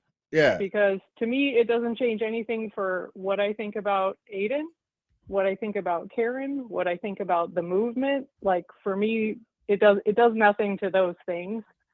And also, I just want to say I keep kind of hearing this from people. I heard it from either Jay or Joe from Canton that was on the spaces that Kim played, and Jay, I think it was, wasn't it? yeah. So I don't know if he first of all loved what he said, loved his message. Yeah. But, Yeah. and I don't know if he was playing devil's advocate or if he felt that, but he was like, oh, maybe he's a narcissistic son of a bitch. And I was like, I feel like people are saying that a lot. And it's kind of like, I don't know. I'm like, welcome to true crime, where narcissist is the most overused word besides literally. True. But also I'm like, okay, he's like has like a major online presence. And from people that I hear from, including you, Kim, Jimmy, like everyone's like, oh, he's such a softie. And it's like, I value that opinion of people who know him personally a lot more than like what he puts out as his internet persona. When you have like loads of people dumping their opinions on you all the time, like at a certain point you just go, shut the fuck up, you're fucking retarded, I don't care, go fuck yourself. And I don't think that makes you a narcissist. It's like, it doesn't. Sorry, it doesn't. If he said I sorry would rather I would much rather someone tell me that than pretend to be something in my face when that's what they really want to say. I'd rather you just be like, hey, fuck off. You know, right. Like and also, when I do that, I look at it like I'm providing a service. I'm being courteous because that's what I would expect anyone to be with me. I don't want you to be fake. I don't want you to be passive aggressive. I don't respect passive aggression. I don't respect it at all. Give me aggression. Right. You know what I'm saying? Well, like, I don't respect that shit. I would never, like you're saying, I would never respect, but I would also never believe like what a person is saying. You know, if they bend to the whim of every person's, you know, opinion or what they say or want, it's like, who even are you? Then you just seem like a chameleon. You'll say whatever pleases this person or that person. And that's not what I want in my activism. Right. Yes. Yeah, we don't want that in the activism. The activism must remain pure, you know? Right. So it's kind of, I feel like that whole like, oh, he's this narcissist. It's like, okay, well, it's like sword and shield. Like, okay, if he was the other way, no one would like that either. And I don't even give a fuck. Maybe it's a narcissistic motherfucker to get in the faces of these people who fucking killed John O'Keefe, dude. You know what I'm saying? And covered it up. Maybe that's what it takes. How about your fucking how about your fucking welcome? You know, for being an arrogant fuck that nobody else had the balls to be. You know what I'm saying? Yeah, because it wouldn't be me. It wouldn't be me. I wouldn't be on people's lawns. I'd be like, oh, I think I'm just gonna go get a beer. That's a little more my vibe. Right. I'm not doing that shit. I'm not knocking on people's fucking doors and sticking my phone in their faces, dude. I'm not doing that. I'm not built for that shit. But no, I'll just hit the notification bell and wait and watch you do it. Right. Right. And I'll have a lot to say. You know? That's it. Exactly. I'll have a lot to say about it. Well, yeah, that's what I'm saying. It's like, you know, the result that we all got to see and, you know, watch from afar, enjoy from afar. Obviously, there were plenty of boots on the ground. I'm in SoCal, so wasn't really an option for me. But it's like, you know, all those people that participated, but all the people that couldn't, it's like we all got to enjoy this same thing because of one fearless leader. And that doesn't mean you have to agree with every single word that comes out of his mouth. You don't even have to see him. You don't even have to see him as a leader. He's fucking somebody who fucking had the. I mean, I'm not saying he's not. What I'm saying is you don't even have to look at it that way. All that matters is that what's happening to him is unconstitutional and is a violation of his civil rights. And it sets a dangerous precedent. I mean, you can't just fucking take an independent journalist and lock him up because he hurt your feelings with his words, dude. You can't do that shit. No. And I've been a true crime person like forever. Like I'm seeing every episode of Law and Order since I was a kid, falling asleep to Forensic Files, to just straight up listening to court like Raw Dog. And then I found all these law tubers and I was like, oh, I could do this like a funner way. But like, to your point, I feel like something that Peter Trago says all the time is like, you know, like if it doesn't work for the worst of us, it doesn't work for the best of us, which I don't know if you watched like the Dale Brooks thing. He was like a sovereign citizen who drove through like a parade of children. Yeah, I covered He the was trial. most- I went over the Oh, did trial you? Did every you? day. Yeah, every day. Yeah, Oh, I if streamed it there's live. one thing I hate, it's a sovereign citizen. That dude, that was crazy. I thought, man, I thought Judge Jennifer, she was a saint. I thought, man, I was like, I remember being like, dude, I hope that when she gets home, her husband is like the dopest motherfucker in the world, rubs her feet, gets a bath ready for her, just takes care of her. You know what I'm saying? Like, Yeah. I'm like Yeah. watching her all day deal with Daryl Brooks the way that she did was unreal. Like, I was like, this woman is the epitome of Otherworldly. patience. Because I couldn't even watch it sometimes. I would be getting so mad. I'm like, dude, I'm going to grind my teeth to the gums if I have to hear this asshole talk again. Grounds. But that whole thing, like, that whole thing gave me like a different perspective because I'm like, the fact that she did all that she was the one to stand up and say, I'm protecting rights. You're getting a fair trial no matter how you act, who you are, what you think, what you believe, you're getting a fair trial.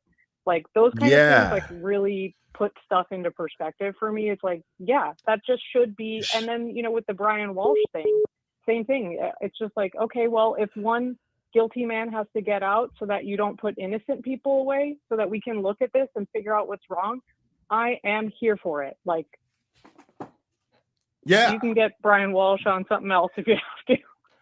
I mean, I'm pissed because Brian Walsh might walk, you know, but it's funny. They just filed, like, the prosecution just filed a motion for a buffer for the Brian Walsh case. I saw that. And Nobody's I gonna was be like, out there, ours? bro. Nobody's gonna be out there. Fucking nobody gives a fuck about that guy, dude. You know what? The fact that they did makes me feel like, all right, let's go. Let's fucking go and just be protesting the Commonwealth. I mean, the thing is, though, he did that shit. Like, No, he did. No, he did that shit. I'm not saying no free Brian Walsh. I'm saying y'all fucked this up. This is not how it's done. And you had like, come on, you got like these fucking retards. You have like an ace in the hole, and you just can't help yourself but violate someone's rights. Like, pardon? yeah, I just, yeah, this whole thing is just mind blowing to me, dude. Like, there's the fucking case is as the mighty Bettero said, stateless.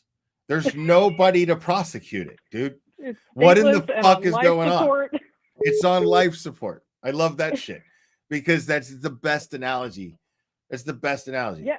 Like, it's Yeah, on like, life and it's support. Like, time what to are they pull the fucking plug? just right? Why are you doing this? This is so crazy that they are continuing and pushing this. It's crazy that they would even prosecute someone under that law. You know, that law shouldn't even be a thing. So it's wild that anybody would even prosecute under that law in this day and age. And like prosecute under this silly law, but exclusively the guy that you're all complaining about, not you, Will Glairer, with your T-Rex arms on the public way. I mean, dude, It's stupid like, shit. Yeah, no, it's dumb it's shit.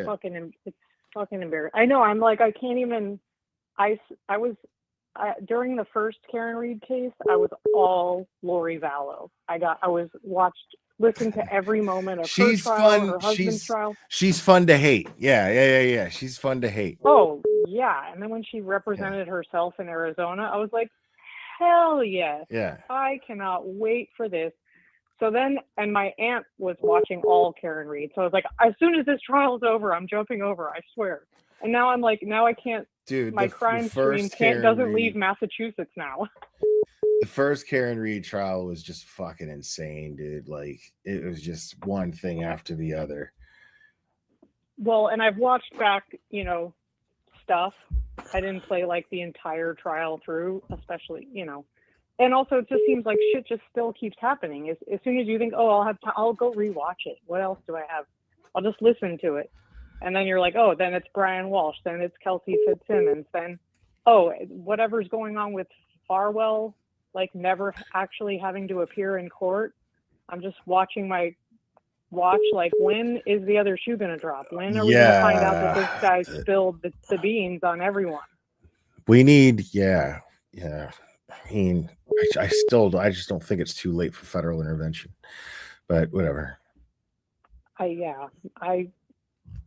hope with all my might that day comes, but I guess I just think all we can do is play the waiting game. I just feel like, you know, there's still time to hope is what I think. You know, it's not unreasonable to feel like I don't have any hope. It's not unreasonable, but I just choose to because there's still time for it, you know.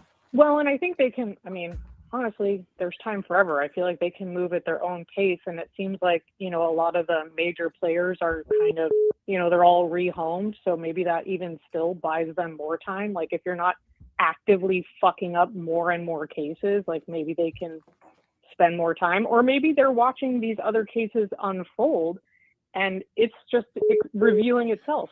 These things are, the crime scenes are speaking to them. I mean, right.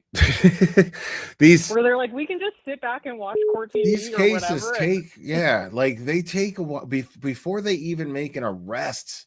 90% of the time, they make sure they have enough in court, that they're going to have enough in court, you know? Right. Like 99% of the time. Like, this is just the most insane shit in the world. Like, what happened to Karen is absolutely insane. And what's happening to Turtle Boy is absolutely insane. And it's so ironic because Turtle Boy here now, where this is, according to this mega motion and what Mark Betterow and Tim Bradle can prove, is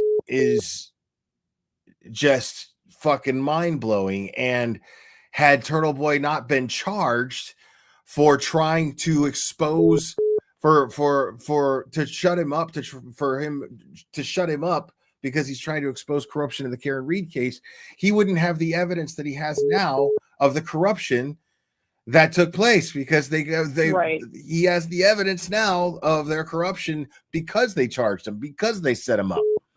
It's ironic as fuck, and I love it. I love it. No, they definitely got caught with egg on their face, but it's definitely the silver lining in all this, which, you know, I'm sure that it's still hell for him to, you know, live like that, like with this stuff hanging over your head. I'm sure as like stuff is coming out, it's probably getting to be a little bit more of a breather. Like, okay, come on, we know this is, everybody knows this isn't serious now. He hasn't earned the right to be an arrogant prick about it. You know what I'm saying? Like, give me a fucking break. Like, bring it on. Say all the retards, all the cons, I hope I don't get you in trouble. Say all the bad words. Man. Like, I don't care. Right. Yeah. That's the thing is it's refreshing, dude. It's refreshing when somebody isn't afraid to say what's on their mind. I mean, what the fuck are we doing this for? You know what I mean? And I feel like it stands out so much more because it's like, even still, mainstream media, as much has come out to where it seems like it would start to be safer and safer for mainstream media to start like touching on this, being like, all right, I'm cheating you if I'm holding back. You know what I mean? I'm cheating you. This is what you log on for. This is what people log on to Turtle Boy for, is because that's one thing the Turtle Boy is consistently is no holds barred. And he even still has to pull back because of his fucking charges. Because at any given fucking time, they can say, oh, he hurt my feelings and his bail needs to be revoked. At any given fucking time. Like, basically, they showed him that they can throw him in jail whenever they want to. That's a scary fucking thing to have hanging over your shoulders, over your head all the time. You know what I mean? Yeah, it fucking sucks. So I don't remember. There was a date before. I know December 5th is when they're doing like oral arguments for the motion to dismiss and stuff. But there was another hearing or not in person. Is that? I didn't totally understand that. Do you know more about that? Where it was like maybe Cosgrove is supposed to respond. It can't be Cosgrove. No, he can't argue this anymore. Fucking Michael Morrissey's office is compromised altogether. Right, but there was supposed to be something was supposed to be filed by a certain date that was before the December 5th date. Yeah, they got like 25 days left to like get a new prosecutor. Which like, okay, if no like, one's gonna do it, then it's like, what happens on if they say, oh, we can't, what happens on December 5th? Like Bettero just argues to Doolin, dismiss, and we all have a chuckle. Right, pretty much, yeah. He argues the case that the like it's the mega motion is a motion to dismiss, so that's what he's going to argue.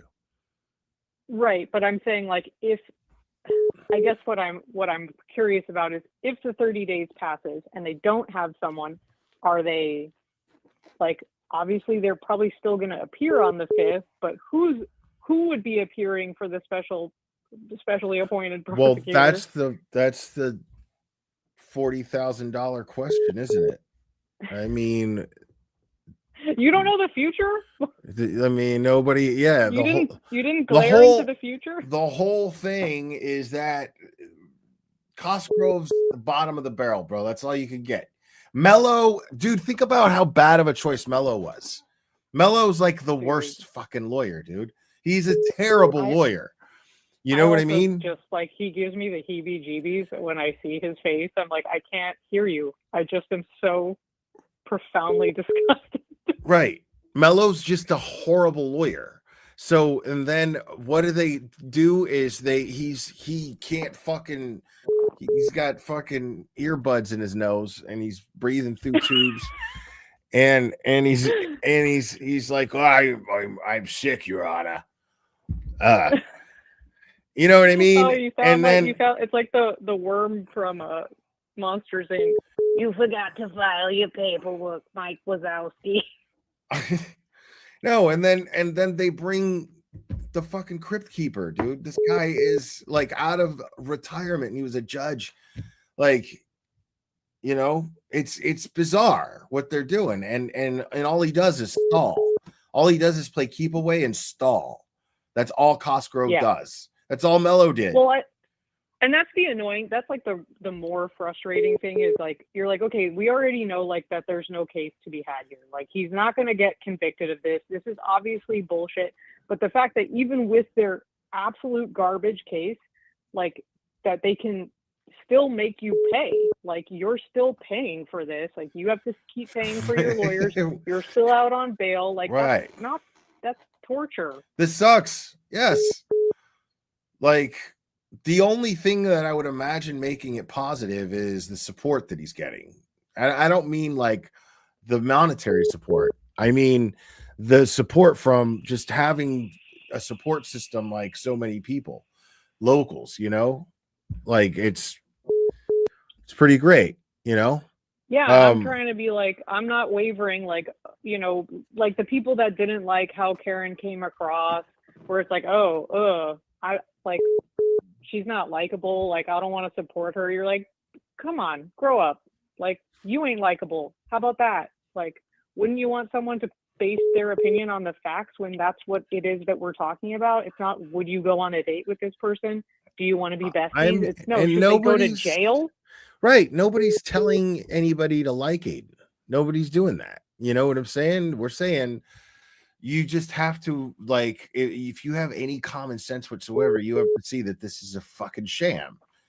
You know, it's just it shouldn't be happening to anybody. Everybody has rights. You know, like it shouldn't be happening to anybody. And how about, you know, again, how about a little gratitude for somebody having the balls to do and get the information that nobody else was willing to get? Right. You know, like fucking balls of steel. Like when I watch those videos of him like following fucking Bukkake. Yeah, I'm like, they're fucking hilarious, dude. Yeah, but I'm also like, dude, I would not have the balls to do that to a cop, especially one that I think is Right. involved in this. Like, Totally. Yeah, especially ones that like I know are fucking dangerous. If they're willing to fucking cover up a murder, if they're willing to like set a woman up, who knows what they're willing to do? Who knows what they're capable of? Like chasing them around with a fucking phone is if they're willing to probably sing like that on camera for karaoke, I mean they're dangerous. yeah, that too. I mean, he at the same time it's safe because if he's live, he's pretty much protected. There, he's got witnesses watching. So, Right. but that would be the only way. I'd have to be live. Right, which is like, okay, you have to basically, like bug yourself, like record yourself in everything that you do, like, the bus stop live and stuff. It's like, That's fuck, crazy, like, dude. Yeah, it's like, okay, you've turned this into like, a funner thing, but like that's still like a source of trauma. Like that's still like kind of fucked up. People are saying, oh, just, more content, but it's like, he's covering his ass. He's like, he fucking busted him dropping his kids off at the bus stop in the morning. Right. Took him to fucking jail, dude. Went and grabbed his fucking tech from his house. Men with guns, as he put it, and very men who were involved in Sandra Birchmore's investigation and also Karen Reed's. So figure that one out. Right, dude. Yeah, no, I mean, my heart goes out to like all the people that live in that area because that shit is fucking terrifying. It's right. It's just so in your face. And then there's just people who are like, oh, well, since it's in my face, that's why there's nothing wrong with it, because they wouldn't be so bold as to just, well, yeah, that's exactly what they're doing. If you have any sense of fucking independence and individualism, dude, like, that what's going on is just a violation of someone's God-given fucking rights. Right. And bad. Yeah, there's certain things where you're like, okay, cool. Like, let's say that anything even remotely close to that happened to you. Like, yeah, you would be fucking irate. No American should be living under fear of the law in the way that Turtle Boy is right now. No American should be doing that. Facts. That's, yeah, it's awful. So yeah, like when you look at it through that lens that we're looking at it through, you're like, why the fuck would I care about a recording between two people who have known each other for years? Right. Like, it's just like, that's their fucking business. I don't care. I don't know. Well, here's the thing.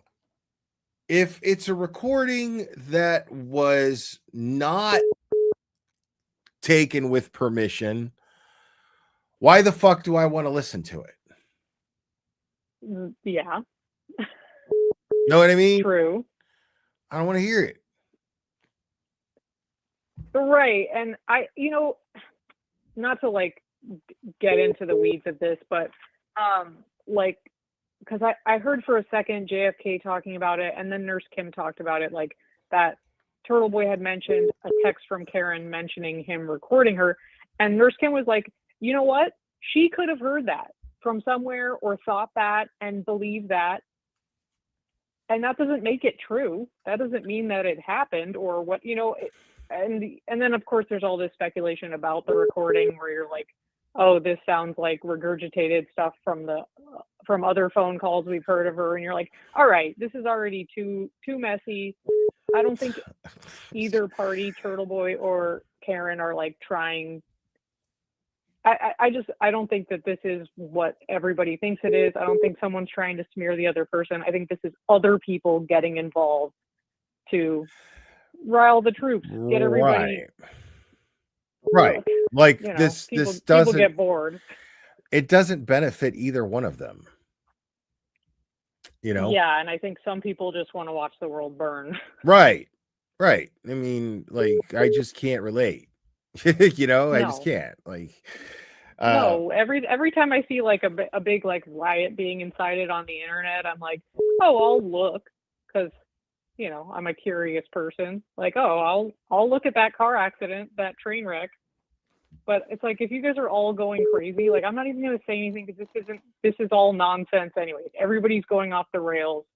It's like listening to people argue like politics back and forth that are like on polar opposite sides, that it's like, you're not even willing to be anywhere in the middle. So like, this is just pointless chaos. Yeah, I mean, it is exactly that, pointless chaos, you know, like it's an entirely moot subject for anyone who's not Karen Reed or Turtle Boy. Right. Although that first fake victim video, like the really drunk one where her face was melting, I have been like thinking about this daily, where I'm like, dude, I am going to sleep with my makeup on one day and like put a condom in my hair and recreate these videos. I love it so much. I love the slurring. I love the kids yelling and her not. That's one of those train wrecks that I'm like, I like watching this. Right. Like we're talking about Karen Reed and Turtle Boy in a recording, and you know, you have these gems like Lindsay fucking making these fucking videos, dude. Like that shit is great. You're like, we can see that your face is melting. Right, dude. Like Miss? She's so right. Like she wants her 15 minutes so bad. It's really funny. And I mean, she's gonna get it. She just doesn't realize. I think deep down she does, you know, but she's like doing these live streams or like making these videos like as a way of deflecting and you know, trying to control a narrative in some way, but like, but maybe I just wasn't like that into like until she started posting. I feel like she was like a non-issue on the internet, like as far as like people really like talking about her in any context other than like directly in relation to his cases, like to Aiden's cases. Like nobody's like, hey, what the fuck, Lindsay? Why are you like this? Like no one's talking to her. Right.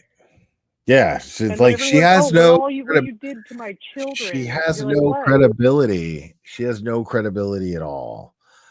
Right, but I'm like, and she's one of those people. She's one of those people that wears having kids like an accessory. You know, like it's part of her image. It's not. You know what I mean? Like we can see that she's capable of not giving a fuck about their well-being. So, this whole. My kids, you're attacking my kids. No, man, like you're just right. You're That's just like trying. You're trying to hang on to that, right? Shield. You're trying to hang on to that, like as some sort of like way to be respected, and it's just like, dude, we heard you talking about dragging them in the middle of the night, right, bro? Like that is really uncouth, man. Like, where are your scruples? Yeah, on because Jimmy played her, whatever Substack this morning, and I feel like right away he was like, I don't get like anything maternal like coming from her, and I was like, you know what, word, like you're right, like this is totally a fair observation, man. She's this is just like okay, you don't fucking you don't fill up a water bottle with vodka, dude, and go driving around with your kids in the car when you give a fuck about it. You know what I mean? Like you don't do that shit. Like it's and I mean, again, that's just alleged, that's somebody else's word, but it's like when you hear recordings of her behavior, it's like, do I doubt it? Not really. Not for a second. Even in a controlled environment where you're choosing when to press play press record on your own video, you seem trashed. Like it's the middle of the day. You could have done this at another time. Like not even barely the afternoon when she did that, dude. It was wild, man. Yeah, dude. It's like you're already melting. Yeah. Oh man, yeah, she's special, and yeah, I was like, I'm really thinking about trying to like pull an Emily C. and just recreate her Emily video C because is just I great. love the amount of nothing that is being said in like 20 minutes. Yeah. All right, I'm gonna take the next caller, April. All I've had right, you it on was here a forever. pleasure. Huh? I've had you on here forever. I gotta let Oh somebody else shit. on. Okay. All right. It was a pleasure. Talk to you later. I did enjoy talking to you. Have a good one. All right. You too. Bye. Damn, they hung up.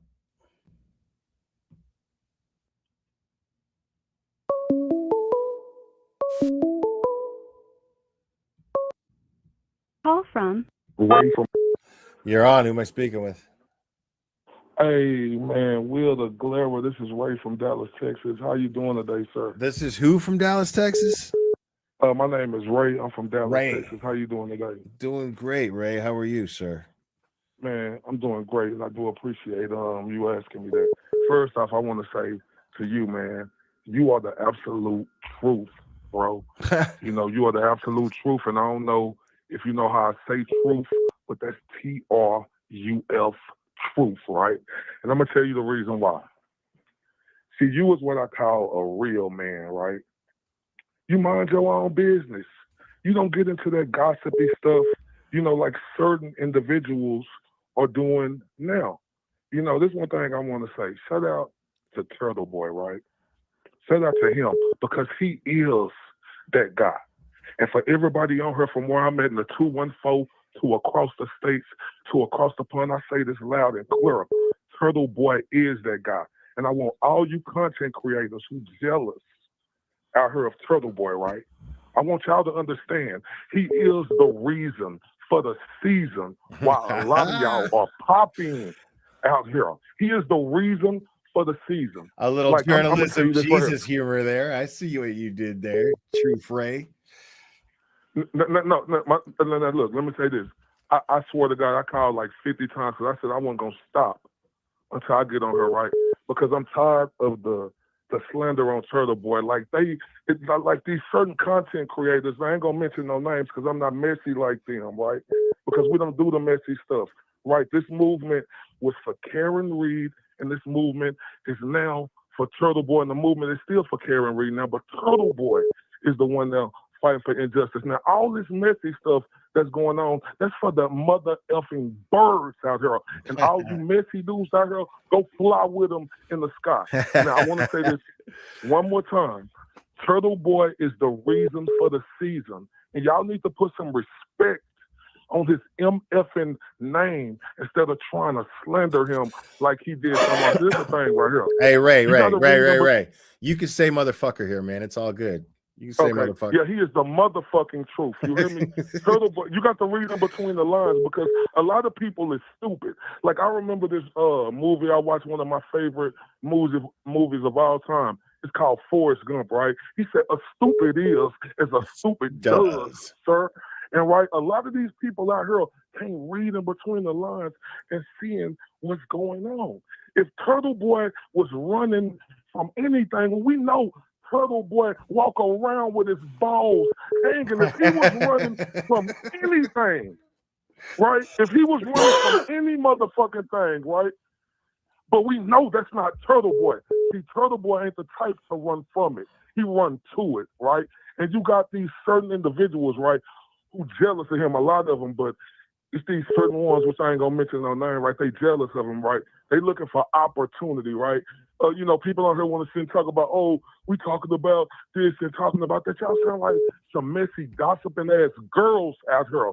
I'm a black man from Dallas, Texas. I want everybody to understand that. I'm a black man from Dallas, Texas, right? And I've been following this case for 4 years because of one guy. Let me say it again. The reason for the season in motherfucking Turtle Boy. And all you motherfuckers out here who hating on him or saying all this dumbass shit right now, I want y'all to think about how much work he put in. Because what Turtle Boy did was real work. See, a lot of people talking, but they weren't in the fields. They weren't in the gym shooting with Turtle Boy when he was out there confronting all these people out here who was trying to frame Karen Reed, right? And I got no problem with Karen Reed or Turtle Boy, because that's not my business. I'm just glad justice was brought forward by Turtle Boy. And if it wasn't for him, all you content creators who out here, rubbing your chest right now because you get 500, 600 people looking at you, right? Y'all rubbing your chest. You think y'all the new boys on the block, right? Right? Y'all think y'all the new fellas on the block because y'all rubbing y'all chest and stuff, right? I want y'all to go look at and they say women lie, men lie, and numbers don't. Don't none of you arrogant, cocky motherfuckers who talking, and motherfuckers know who I'm talking to. Don't none of you arrogant, cocky motherfuckers ever in your breath talk about Turtle Boy. When you better go look at his motherfucking numbers and see how they wash all you sorry motherfuckers out here for Will the Glera. Let me give you your flowers before I go real quick.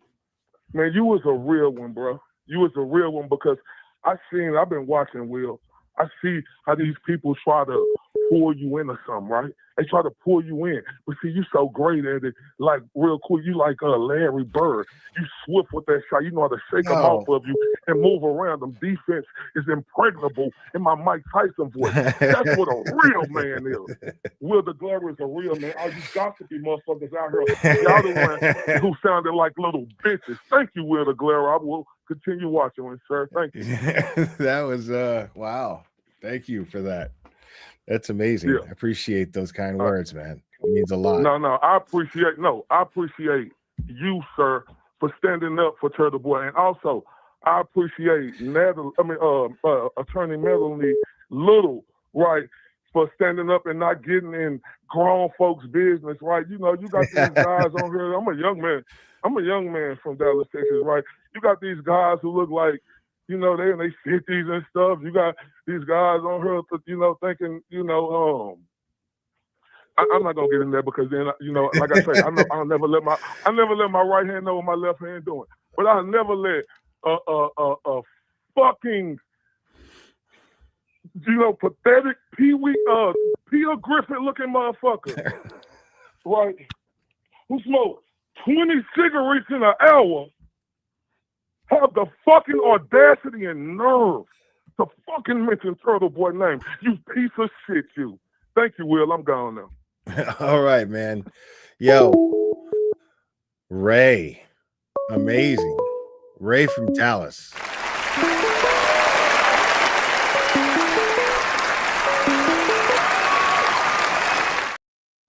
My callers just keep getting better and better. Call from Angie. You're on. Who am I speaking with? Holy moly. Hi. This is Angie. I'm from Idaho. I lived in Idaho, not from Idaho. But anyway. What's up, Angie? How we doing? This has reminded me of back in the day when I used to call into a radio station, having to call over and over and over. That's kind of the vibe I'm going for. If you get through, you get through. But yeah, I think it's awesome that there are I don't care. I've been paying attention to the drama, but just because I don't know, I like drama. I just like watching it. I get it. I get the appeal. You know what I'm saying? But I was late to the Karen Reed train, so to speak. I didn't start watching till right before trial 2. But now every person I've told about this, not just her story, but Aiden as well, are like, I'm sorry, what? Yeah. To the point where my husband's probably tired of hearing about it. He probably is. But he also agrees that, what they're doing to Aiden is fucked up too. Yeah. So, but yeah. And actually they could prove. Go ahead, sorry. They could prove that they colluded. They could prove it. Mm-hmm. You know what I mean? And they used this Kate Peter, this crusty panties as an agent to set him up. Wild. Yeah, that's probably the most honestly, I didn't because like I said, I didn't know about, I knew about Karen Reed, but didn't follow it.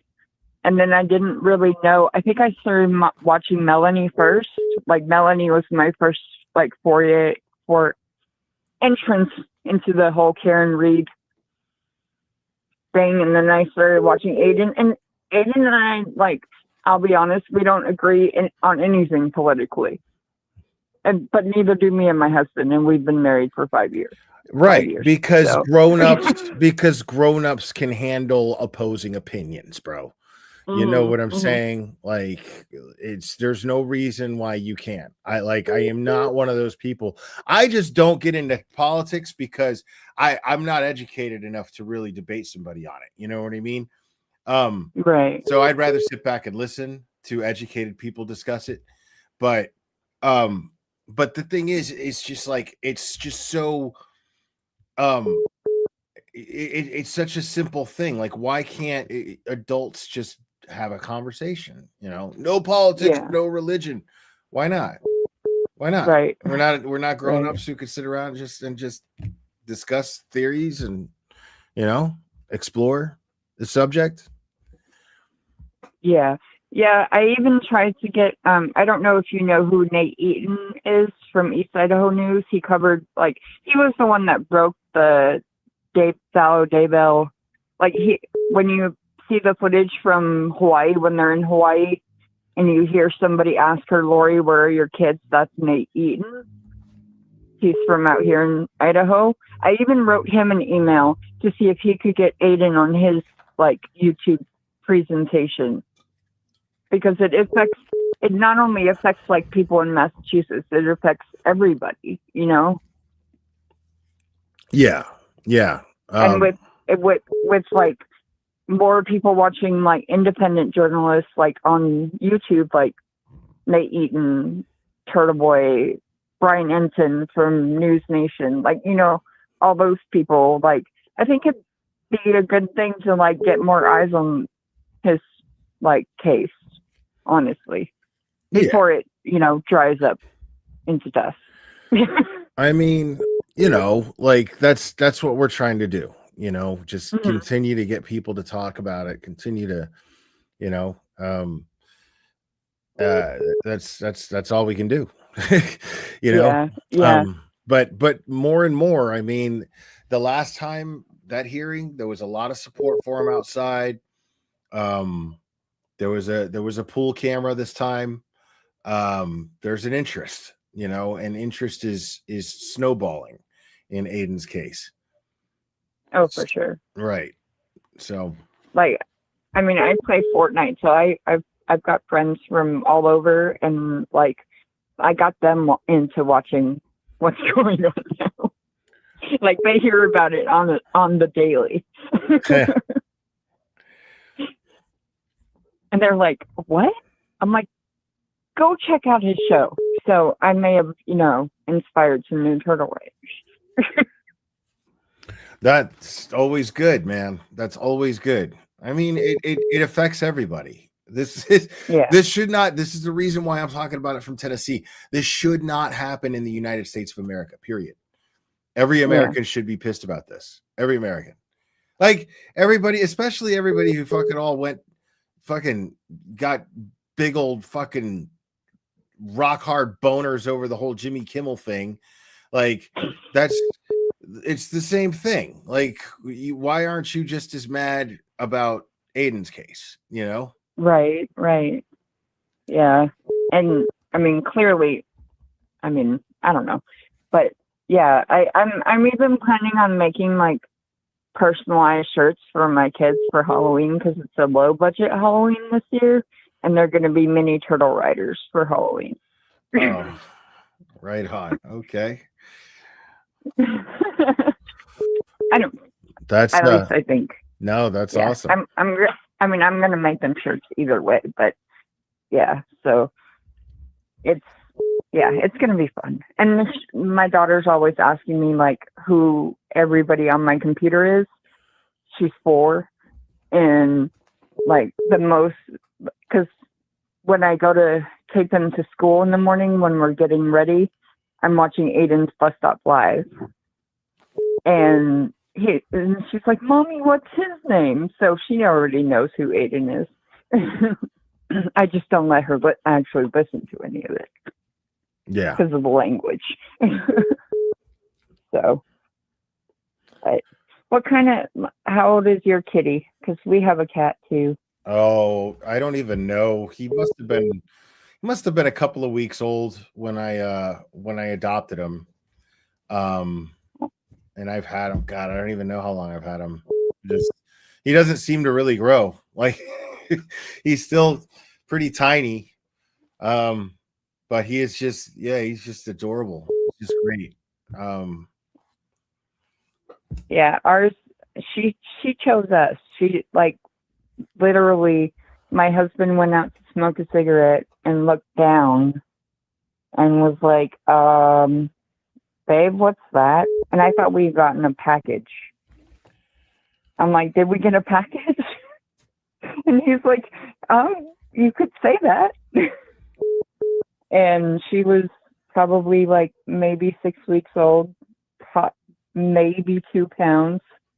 She's a whole 6 pounds now. Yeah. Yeah, Drago is just, man, he's just still, pretty much a kitten. Jumps all over the place.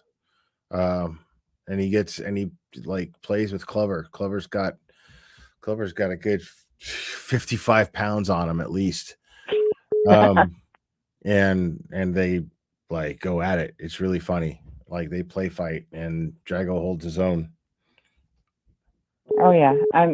She, like, cause we have a 4-year-old and 3-year-old twins. And like the first time we brought her in, like they were so excited, and like they would play with her and then they would get too rough and she would run away, and then within like 5 minutes she'd run back and start playing with them again. Yeah. So yeah, she's doing good. Like animals are awesome. They are. Yeah, I'm really grateful for my animals. Like I have been significantly happier since I have Clover in my life. And I got him right around the time I started covering the Karen Reed case, like right around that time. And I just adopted him, and he's the best friend I ever had. He's great. Yeah. But all right. Well, I will let you go, sir. It was nice to talk to you. All right, you too. Thanks for calling.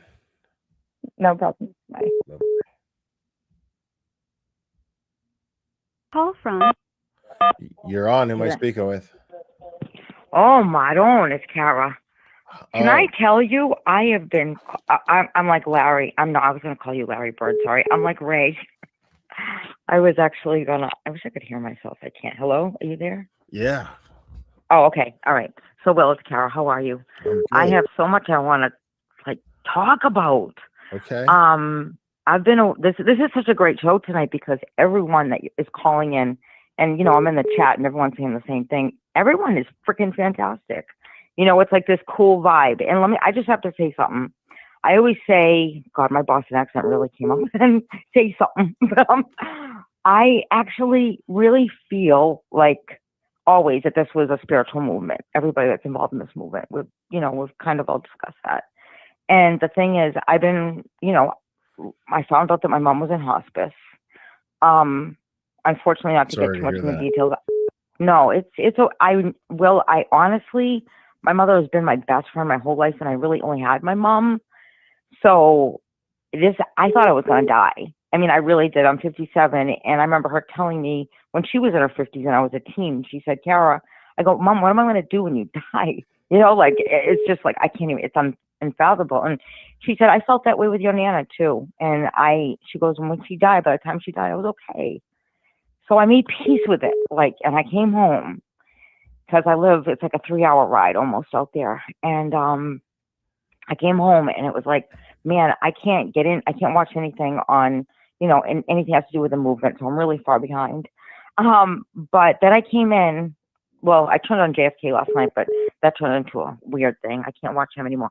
So I came in and I watched you, and I was like, everyone is so beautiful and positive. This has been like, it's just amazing, you know. And I'm just so glad I saw it. You know, I mean, everything is so cool. You know, you were talking about gratitude. You mentioned gratitude. You know, and it was like, Yeah. gratitude is one of the most important things we can all have. You know, if you can't just look, no matter I how think- freaking bad our lives get, if you just can't look and say someone has it worse, and what doesn't kill you makes you stronger. Because I've been saying that since I was 5, I think. Yeah, I You know, I and we all truly relate. I truly believe that gratitude is the strongest component to reaching true happiness. It truly is, Will. And well- that's why we all connect with you so much. You realize that? I mean, it's like a bunch of, and let me say something. I go all over the place because I have ADD, and you know that. You understand it, so you'll get it, and you won't be mad at me like some people get. The thing is like everyone that's in this movement, we came here together for a reason, and we connected. I haven't met really anybody yet, not that many people. Because like I've been very incapacitated. I can't walk very well right now. It's going to be for like another few months. But then I'll be out dancing. I can't wait. So, but anyways, the thing is like everyone in this movement, we have an intensity, and we all empath. And the true meaning of empath, how people just throw around narcissists or empath, we truly are. We get passionate when people are getting fucked over. Okay, and especially when you live here and it's your own government, it's hard. But we pick our cases. We got to do the Aaron Spencer one. There's so many. But the thing is, when there's not that intensity, people are starting to get a little now. Some people, not all. I mean, it's rare, but then some kind of other intensity has to pick up. So I think that's people that are spreading silly rumors and that sort of thing. There's some people in the movement. I mean, it's good what they, you know, we're all here together and we've done this for a reason. But some people are missing an intensity, I think, and that's why I don't believe that was Karen talking with Aiden. Everything's AI now, anyways, you know. And I'm sorry, I'm talking so much. Like, you talk. What's going on? Because I've missed so much. Oh, not a whole lot. It just, I feel like, hey, did you smoke one? I mean, it's just kind of, it's like, I feel like I've missed a few days and I come back and I'm like, whoa, there's just so much going on. But, I don't know. I just think you're all great. And this is exactly what I needed tonight. It like really is, you know, Yeah, it's right on. beautiful. And I'm telling you, with you and Melanie and Kim, whenever I turn on the station, I really need it. It's always like I really need it. But I love the callers tonight, and I'm not going to take a lot of time because I called 50 times too. I honestly counted it. It both shows next to the calls. So just like Ray, I wasn't giving up because I wanted to say how grateful I am for all you do. You're a freaking great person, and I love everybody in this movement. Let's just stay positive because we're positive people. We were drawn together for a reason. Okay, so keep it positive. Let's all be good to each other. All right. Yeah, well said. Thanks for that. I appreciate it. Of course. All right, Will. Keep doing what you're doing. Thank you. All right. Thank you so much.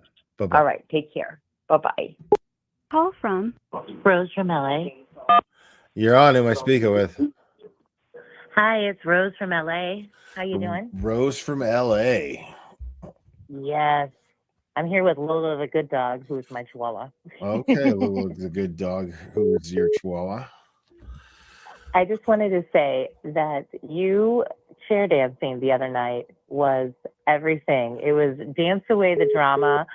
I was dancing with you. I'm sure a lot of other people. I was hoping you'd turn your camera on, and you did not fail. You were amazing, and you just totally brightened my mood that night. So I want to say thank you for all the dancing. 'cause Thanks was for great. enjoying it. We were dancing. I had a good time. Oh my God, it was amazing. I was like right back in the 90s. Yeah, man. Yeah, I think like the everybody music. needed it. I like the music JFK picks like 90% of the time. Once in a while, it'll It's a be nice like, break away from all Yeah. the craziness, you know, and that's what we needed that night because there was a lot of intensity going on, and that was just not going anywhere good. So thank you, because I was like, if he doesn't turn that camera on, man, come on, Claire. So no, thank you. It was really fun, and it totally just perked me up. And I had the dog dancing as well, and I know Clover joined in for a bit. So thank you. yeah, man. It was a fun time. Absolutely. No, I'm just, I'm glad it was just positive, and we needed something positive right at that moment. So you came through, and appreciate you, and that's all I wanted to say. Right on. I appreciate that. Thanks. Well, let somebody else call in. You have a great night, and keep me and you because we love you. Thanks, Rose from LA. Take care, Will the Glare. All right. Bye-bye. Bye-bye. She's nice.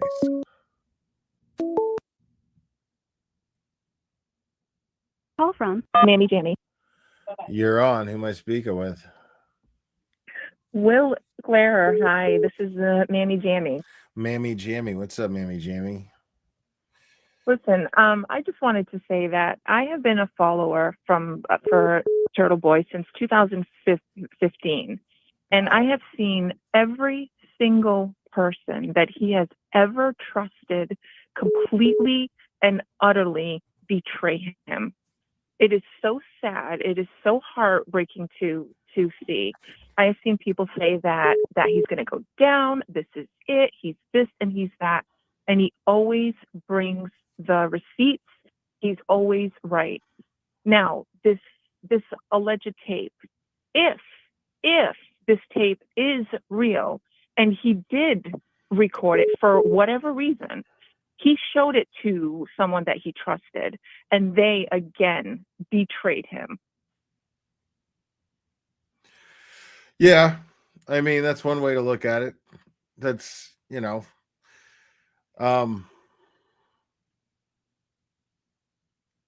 I just can't. I refuse to have an opinion on it. Just refuse to. Right. Right. No, and I definitely get it too. It's like, you're his good friend, and you're doing what good friends do, and I just know that he's going to come out of this clean. And then another thing that really is kind of breaking my heart. I've been bouncing back from like JFK's channel, and dude, he is like losing his shit. I don't know what the hell is wrong with him today. He is burning every bridge left and right. He's calling out Nurse Kim, Melanie Little. I just don't know what the hell this guy's on tonight. Sorry. I'd rather hear myself talk. So yeah. I just been over here hanging with you all. I mean, that's his show, man. He's free to say whatever he wants to say and feel however he wants to feel. And, I'm just over here doing me, man. Yeah. All right. So I'll let you go. I know there's a ton of callers. I love you. I think that you're great, and free Turtle Boy. Yeah. Free Turtle Boy. Thanks for calling. Appreciate it. All right. Thank you. Bye.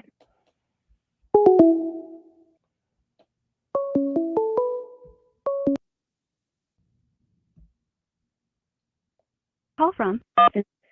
You're on. Who am I speaking with? Oh, hi, Denise. Oh my gosh. D Nice. What's up?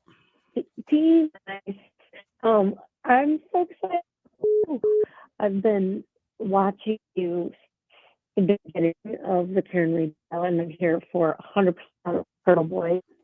And I have just a couple things to say. One, I love when you get your laugh. It cracks me up, and especially when I do what? My edible. When your laugh going. Oh yeah, I get the giggles sometimes, man. Oh, it's great. When you get the giggles, it's so funny. And so, like, if it's a late night thing and I've had a little bit of an edible, those are my favorite nights. Oh, cracks me. That's what I was hoping this was going to be tonight, man. It just didn't pan out that way. There's too much tension. And I just don't, I don't even get the tension. Like, I can't even relate to it. Like, all I got to do is just not fucking talk about it. Like, it's I mean, very easy. Right? Yeah. Like, in a way, let it dissipate. And, good energy out there. So, yeah, it's just all this weird outrage. And I'm just like, Yeah. Yeah. I'm just Yeah, just- like, it's not yours to be outraged about. You know what I mean? It's not your shit to be outraged about. What are you so fucking outraged about? You know? Yeah. Yeah. Absolutely. I think, I think what really drew me to the whole thing is it's not one, it's not Karen Reed is one, it is just the fact that there's corruption and the level of bad people, and we don't want to feed their energy. So just chill the fuck out. Stop doing the bullshit, So, I don't like as I see anything kind of negative that doesn't affect me. I kind of try to move on from it, but and so I don't know that much of today and yesterday. I mean, But at that the end of the day, completely- what are you missing? Like, to me, this is just the same regurgitated shit that keeps happening. You know what I mean? Like, this is just another fucking bullshit thing that everybody's fucking thinking about that nobody's going to give a fuck about in a week. You know what I mean? No, Like, I'm just already there at that week, dude. You know what I mean? Because I see it for what it is, and it's absolutely fucking nothing. Yeah. Like, it's so Yeah. stupid. So, like, Yeah. you know what I mean? Like, I just know, like, how many times does this happen? Whenever there's nothing happening with the cases, when there's no new developments with the cases, then there's some bullshit like this that takes place. Breeding. And then everybody gets all fucking up in arms about it. And they don't even fucking see, they just want something to be up in arms about, but they don't even see how stupid it is that they're getting up in arms about it. Yeah. Like, I just Yeah. can't fucking relate. I see right past it, like You do a good job of that, though.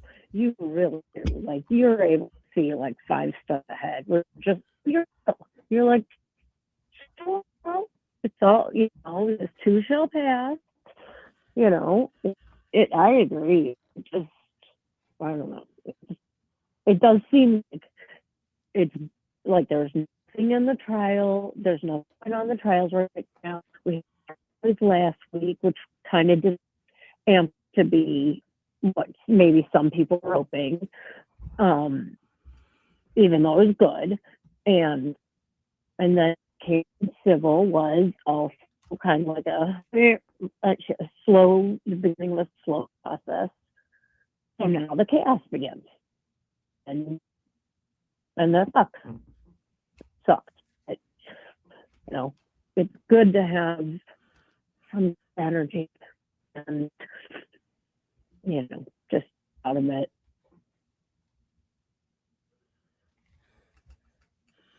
Yeah. Well, I appreciate you calling. Thank you so much. Yeah, thanks. I appreciate it really, truly. And everything. I love that you went out there last week for Aiden. It was really awesome. So, Yeah, man. I look like you have a good old time. Yeah, I mean, it's just it helps me feel, every time I go out there, I'm renewed in my, passion for this case and the people out there. You know what I mean? Yeah. So I just have to, Yeah. I have to do that once in a while, like I just don't feel, sometimes I'm here and I don't feel like I'm doing enough, and so Yeah. I want to be out there, Yeah, you're doing a lot. I mean, you really are. And quickly, I know I heard other people say it earlier. It's you stand on truth, and you don't, and the no bullshit. So you're grounded in that. That's really respectable. Appreciate that. I have learned. I will tell you, I've learned from you and Aiden, and everybody else, but I'm a 54-year-old elementary school teacher, special education teacher, and I know it sounds crazy, but I deal with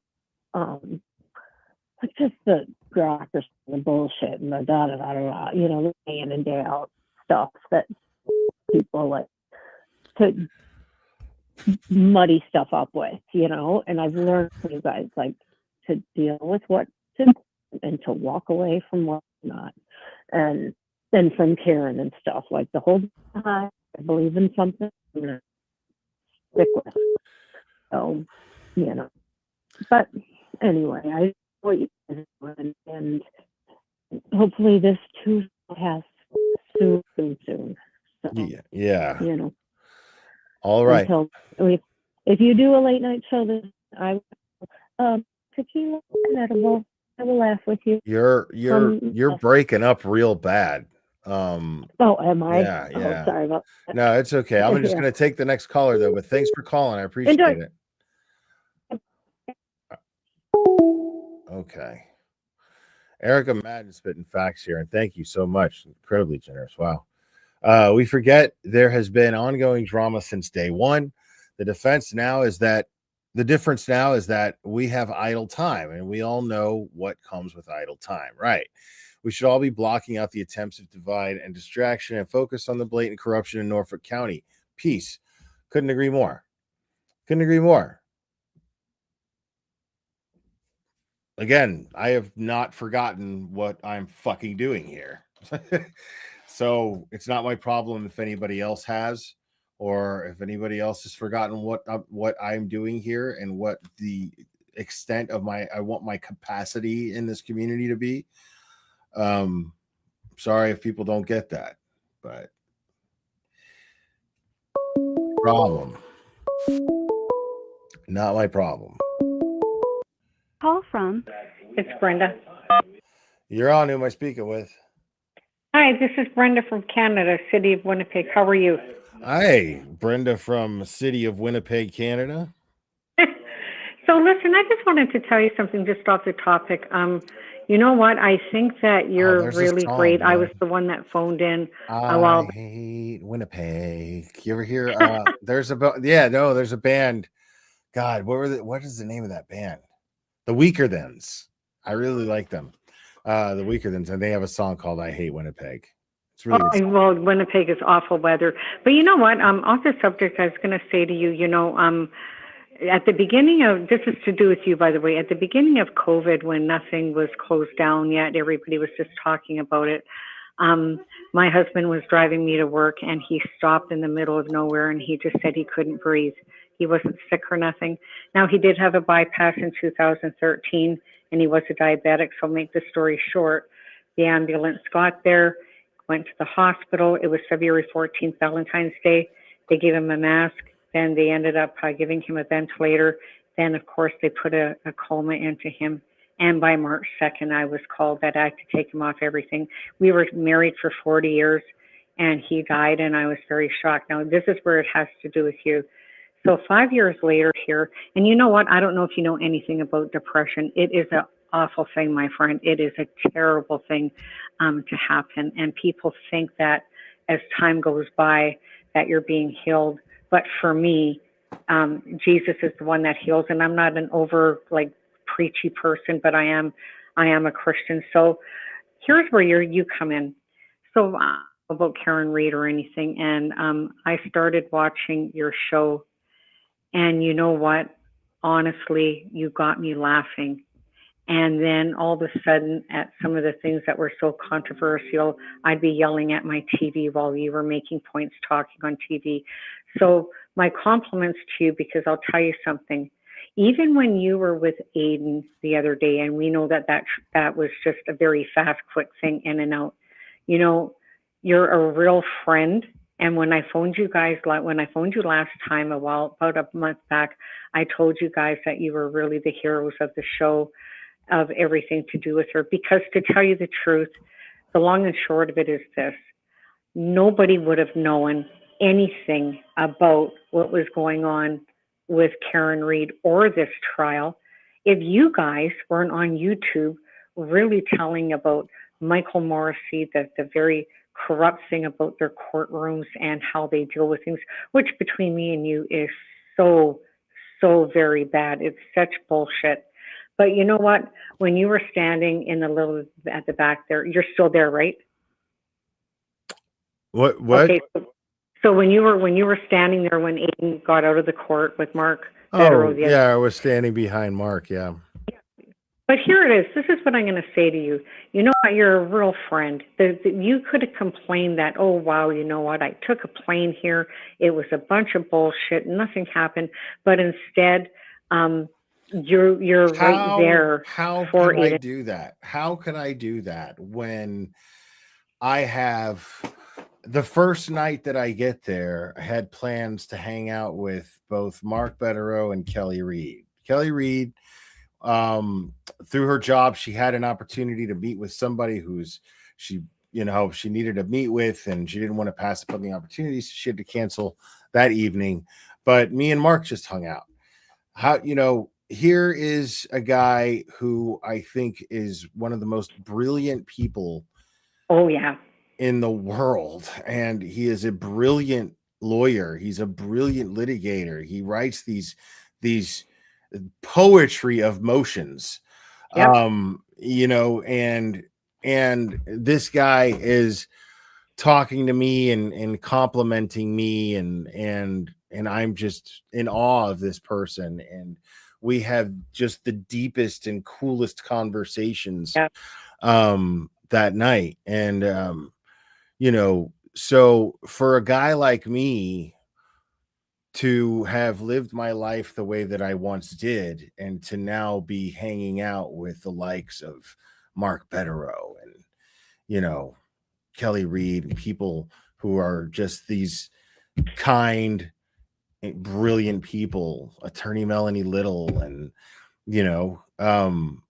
some people as inspiring and as much of a force as Aiden is, to know that guy personally, is a whole different thing than just seeing what he does on YouTube. You know what I mean? It's you understand what he does a little bit better, And I will say one thing, sorry to interrupt you. I will say one thing that I find kind of funny.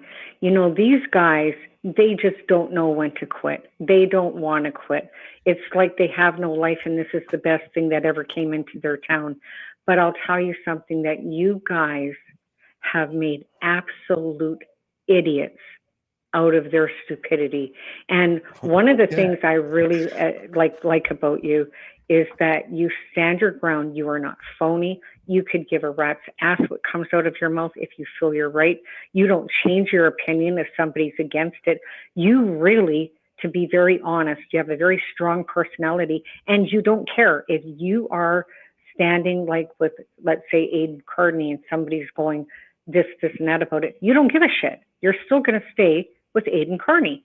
And when I told you last time I was on the phone that a lot of dirty cops probably wouldn't want you guys to know they're dirty cops, because what you guys did on YouTube, and I can't say this enough, I even tell people about this in Winnipeg here, that honestly, they should and would be scared, because you guys get right down to the nitty gritty. And look how much, honestly, look how much has come out of the corruption in these places with Chris Albert. And I mean, Chris Albert, what a spineless bonehead. I mean, really, you're going to sue Aiden Carney for making faces in your freaking fucking window. And that is about the most stupidest thing I have ever heard. Like, they don't have bigger fish to fry than that. But my compliment to you with this call was the fact that I'm a real big believer in God. And I remember last time I talked to you on the phone, I told you that I was going to pray for you. And I have been every day. I kept my word. But I'll tell you something. I believe that God uses a lot of people, and I can watch your show. And if I'm thinking about my husband, because 40 years was a long time, it wasn't expected for him to die. And you know what? Just turning your show on and the things that come out of your mouth cracks me right up. And you know what? If you can make somebody laugh and smile, I think that that's a real gift that you have, because I'd like to say you're nuts, but you're nuts in a really good way. And I like your whole demeanor, because like I said, you don't bend, you don't compromise, and you really don't give a rat's ass if people agree with you or not, if you feel that you are right.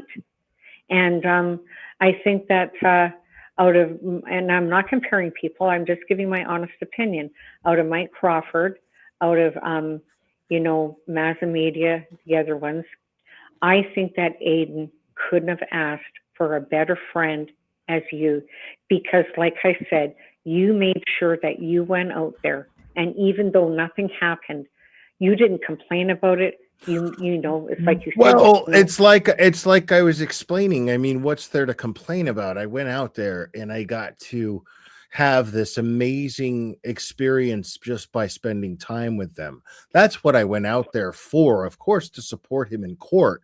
But I also understood that they would likely not even hear an argument for this motion because it was just filed. So I didn't expect an eventful thing. I was like, I think I can make it out there, and I'm going to make it out there. That was all it was. And you did, and you looked like the bodyguard, like everybody was saying when you were standing there chewing your gum. It was cute and it was hilarious because you're just standing there. That wasn't my intention at all. If nobody knew it, they would think that you were like one of these Secret Service guys, like you're one of these bodyguards for Aiden Carney. But I just wanted to hear Mark better. Right. So I was standing right behind him, so I just wanted to hear Mark better. And I don't understand a lot about different laws. Maybe you can shed light on this question. I don't understand why they said that this could take years for Karen's civil case that the O'Keefes are suing her for. Oh, man. You'd have to ask. That's an attorney Melanie Little question right there. But it's so right, and But I mean, the thing is, civil cases, they get dragged out and dragged out and dragged out. I mean, they can take years. They can absolutely, because it's not really someone's life isn't really on the line. It's just you're fighting over money. You know what I mean? So it's going to take as long as it takes. You know what I mean? Yep. And I will tell you one thing. When I watched a little bit of that, and I seen Paul O'Keefe sitting with his mother, you know what? I have never been more disgusted than a man like that. And I will tell you why. I would, number one, never put my mother through that. I would never, to me, to tell you the truth, Will, they all know Karen didn't do it. They knew right from the get-go that she didn't do it. And Paul O'Keefe, he's just got dollar signs in his eyes, but to drag his mother into this on top, I think what a greedy bastard. And you know what? I hope with Jackson and the rest of them on the team that he actually walks away with nothing because of the fact that they can prove she just did not run into John O'Keefe whatsoever with her car. And but just getting right back to it, I just wanted to let you guys know, like for you, that you have a very strong voice, and I think that you don't realize that how strong and wonderful it is because you're right on it. And you know what? When you hear things that aren't right, or you don't like, or you disagree with, you have no problem coming right out. And I will say this too, that when I pray for you every day, and by the way, you know what? I'm a strong Christian. I know the Bible good. I have a bad potty mouth. I do swear. The only thing I don't do is say God's name in vain. So I'd rather say the fuck word and then that. How can I effectively advocate for free speech if I squander my freedom of speech? And I'm going to tell you something about you said about Charlie Kirk. This is to do with my Christianity. When, you didn't appreciate like that funeral and that. I'm going to tell you something. And this is the truth. I took my kids out of church because I found the Pentecostal people just right over and out there. When somebody dies, they call it a celebration of life. They call it a graduation to heaven. And when you said on your show the other way that you just didn't agree with how they were going about this with his death, I agree totally, 1,000%, because my God knows that we're human. And that's a lot of pain and crying. And the way they do things, I'm like you, I disagree with it. It's just like, come on. you know what, we're people. And just the way they handle things, I disagree with. But you know what? I will tell you something, and I will keep this always going in my mind. Anybody I talk to about this, it has been you YouTubers that have been the greatest blessing for Karen Reed, because no matter how strong she is, it was you guys that kept us going. If it wasn't for you guys, I never would have known about her trial. I would not have known about what happened. You guys went to the front of the line, and you did this, and you could not be Bev Canoni, Mike Morrissey, Governor Healy. You couldn't be all of their worst nightmare, because you guys aren't shutting up. And I think that's great. But I think that Karen Reed, honestly, is most likely most grateful. I would love to have friends like you if I ever got in trouble, because what you guys did was you showed up the cops, you showed up the corruption, and my God, well, I cannot believe how these people are as judges and how they deal with things out there. Like how long that one guy was in jail waiting for his trial, 2017. And you know what, just Mike Proctor, all of them, you guys let the world know and let everybody see, look what they do, look who they are, and look what they get paid. And you guys should be proud of yourself, because honestly, I've never seen people take down judges and courts and officers. Well, we didn't take anybody down, but Turtle Boy has, through his investigations, he definitely played a part in these officers being rehomed and reassigned or suspended, you know. So he's getting shit done. And you know, Karen Reed as well. I mean, I hope they work things out, you know. Aiden has been a good friend, and he's shown me incredible hospitality every time I'm there, and kindness, and we have a good time, you know. And Karen and her family and her team showed me incredible hospitality several times. I'll tell you something. I think personally, like when I prayed for you, like many times, to tell you the truth, I think that this whole Karen Reed thing has done a lot of good in your life. And I think that it has, absolutely. Yeah. I've learned more about myself in the last 2 years than I ever have. And it's wonderful, because you know what, you're a very, like, I'm 63, I became a widow at 58, and I remember at my job, I'm retired now, but I remember this guy said to me, "Hey, you've been single for a full year."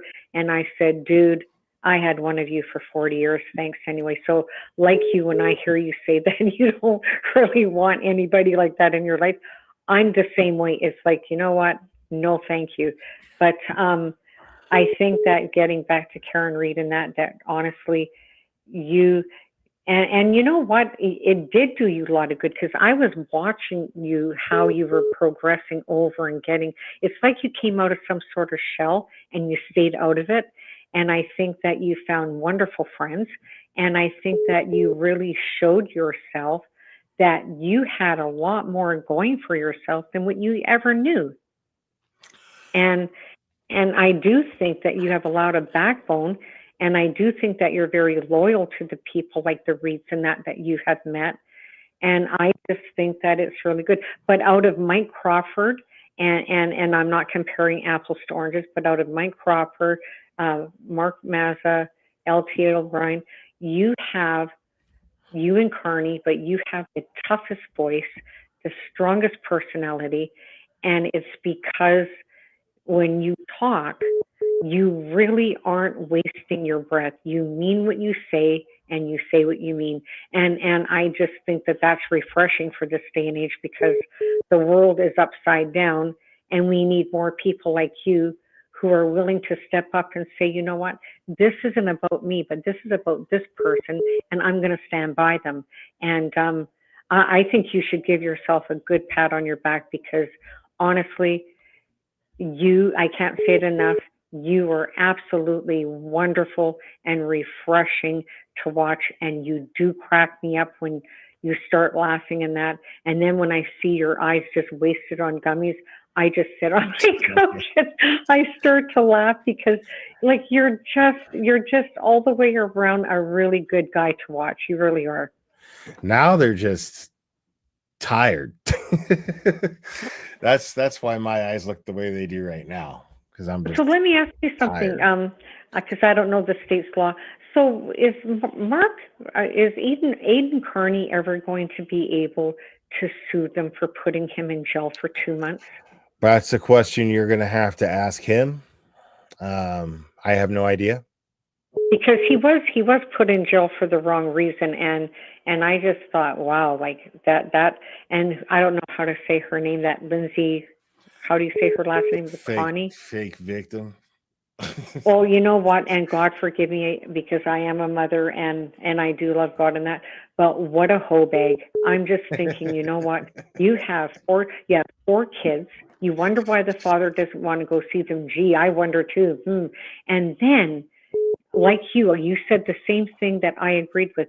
You're going to drag your fucking kids out of bed the middle of the night to drive over to Aiden's place, and I'm going to have an abortion on your driveway. And I just thought, lady, you should not even have your kids. You're a nut. I agree with you. I agree with you.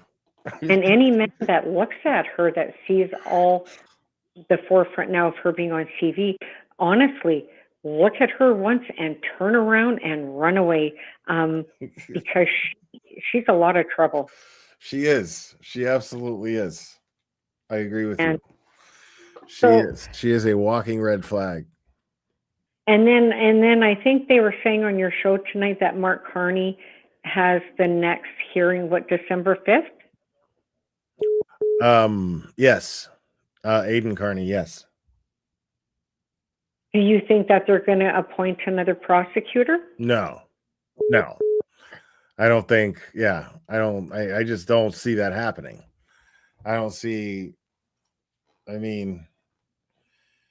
now they're going to get somebody from like the I don't know, the U.S. not the U.S. Attorney's office, but I don't know, some other fucking office.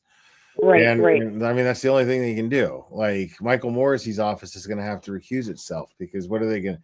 Whenever she feels like it, she's just going to sue Michael Morrissey. She already threatened him with a lawsuit. She threatened Michael Morrissey with a lawsuit. She already threatened him. So, Wow. like, in writing. So it's like there's no way like they're going to be able to send, and no other DA's office is going to chime in and take this over in the name of what? Justice?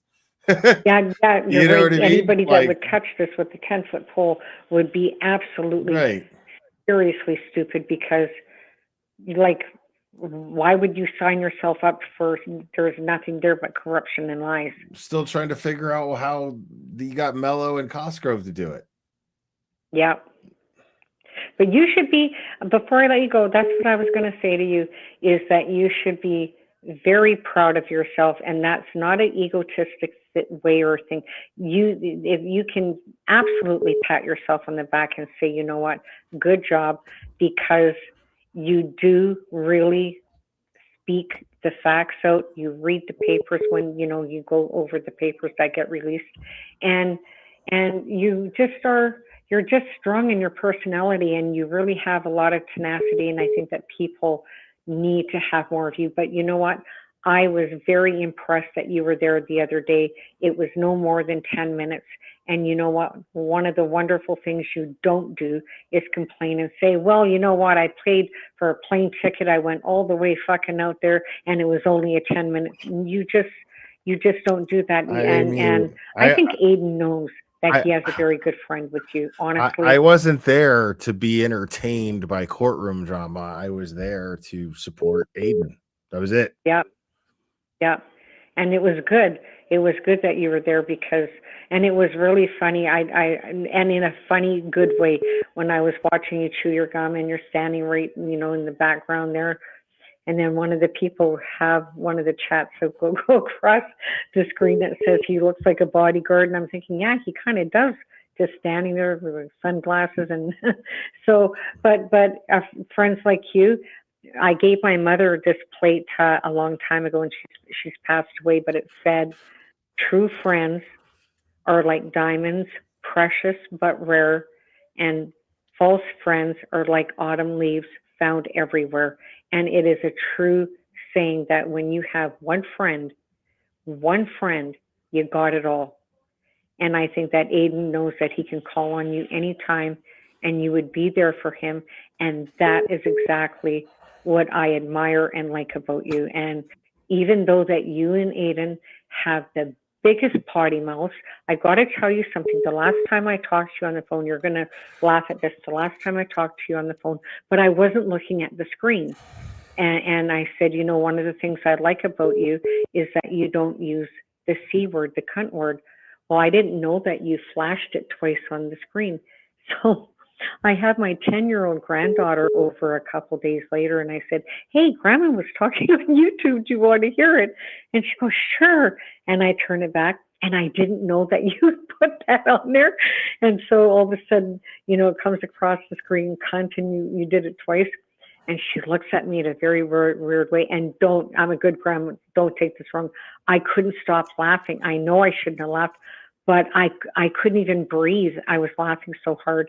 And then I looked at her and I said, that's a very bad word that Will used. I said, do you know what that means? She goes, no. And I said, that's good. I said, you'll find out. But you should have seen her face. I mean, her eyeballs just bugged right out. But yeah, you know what? Just like I said, keep being yourself, because I think that you are really, really a fine, good friend. And I like the way you talk.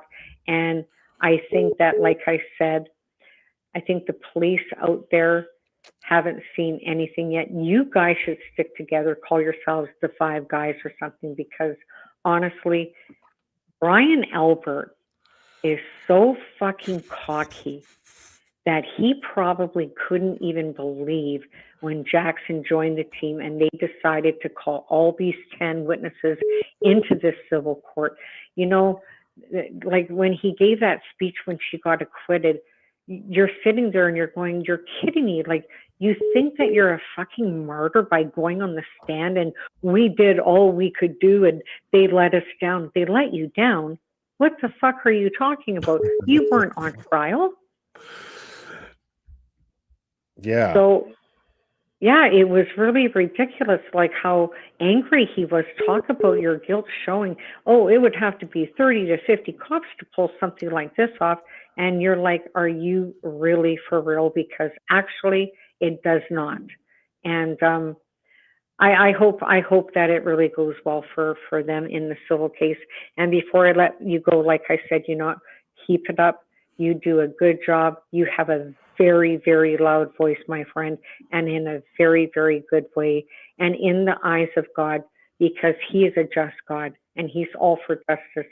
I'll tell you something, he's going to back you guys all the way, because, you know, I think that this is what I think too. You know, I think that the police out there, the courts out there, they were so used to being this way and the bully and everything.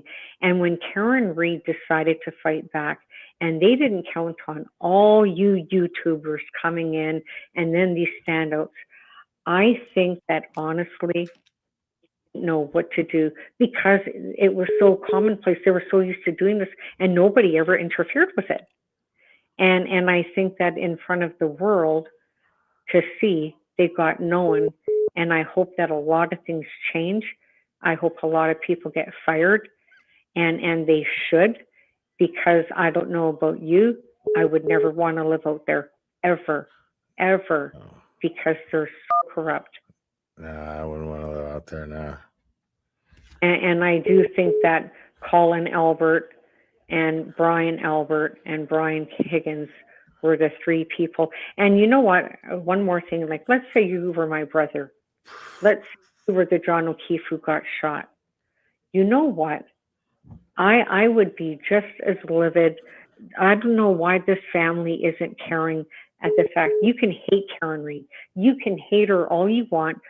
And Peggy O'Keefe can hate her even, well, you gave, Brian Higgins all these text messages. She might even think that it was her fault why this happened. You can hate her all you want, but as a mother, you should still want to find out who the fuck killed your kid. So that's it. That's all I got to say. You sure? I'm sure. Okay. I just wanted to let you know that, what, keep it up. And remember that you guys were the real heroes in all of this. From now on, when I phone, I'm just going to say Brenda from Winnipeg. All of you guys, and I've told people about you guys. You guys are absolutely, hands down, somebody to be proud of, because if it wasn't for you, and if it wasn't for you guys, we wouldn't know Mark Betterow.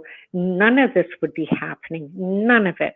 So as much as Ellen Jackson and the team are great, great lawyers, I'll tell you something in all honesty, you guys deserve still a lot of credit because you're the one that really brought all of this in front of the people, in the public to see and to hear.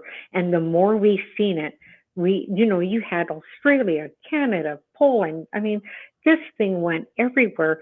How did it go everywhere? Not with Jackson, not with Yannetti. It was with you guys. And that's why I call you the hero of the real story, because you guys really did expose this and this very evil corruption that was going on there. So good for bloody you guys, really. Well, thank you, Brenda from Winnipeg. Appreciate it. Okay, and you have yourself a really good weekend there, Will. I will do the best I can. Thank you so much. You're welcome, and keep your head up high, and just remember, God loves you. I appreciate that. This is a long phone. What day is it now? This is a long phone call. Is it the weekend yet? Is it? No, is it Friday? It's only Monday, but yeah. All right, Brenda. Thanks for calling. I appreciate it. Okay, and you take care, Will. All right, you too. Bye-bye. Call from. You're on. Who am I speaking with? This is Bob. What's up, Bob? I just wanted to say it's troubling to hear you talk smack about Lindsay and Krusty when you sit here doing this all day. Bob, can I ask you a question? Please. How did you manage to dial the phone while shoving a big stick in your ass? I mean, you can throw daggers. Daggers? The guy who's behind on his child support, sitting in his parents' basement all day, and you got no right. You got a fucking job. I mean, you're calling me, guy. Next caller. I love the people who call me and are like, "What are you doing, you fucking loser?" Like, what is it? What does it look like I'm doing?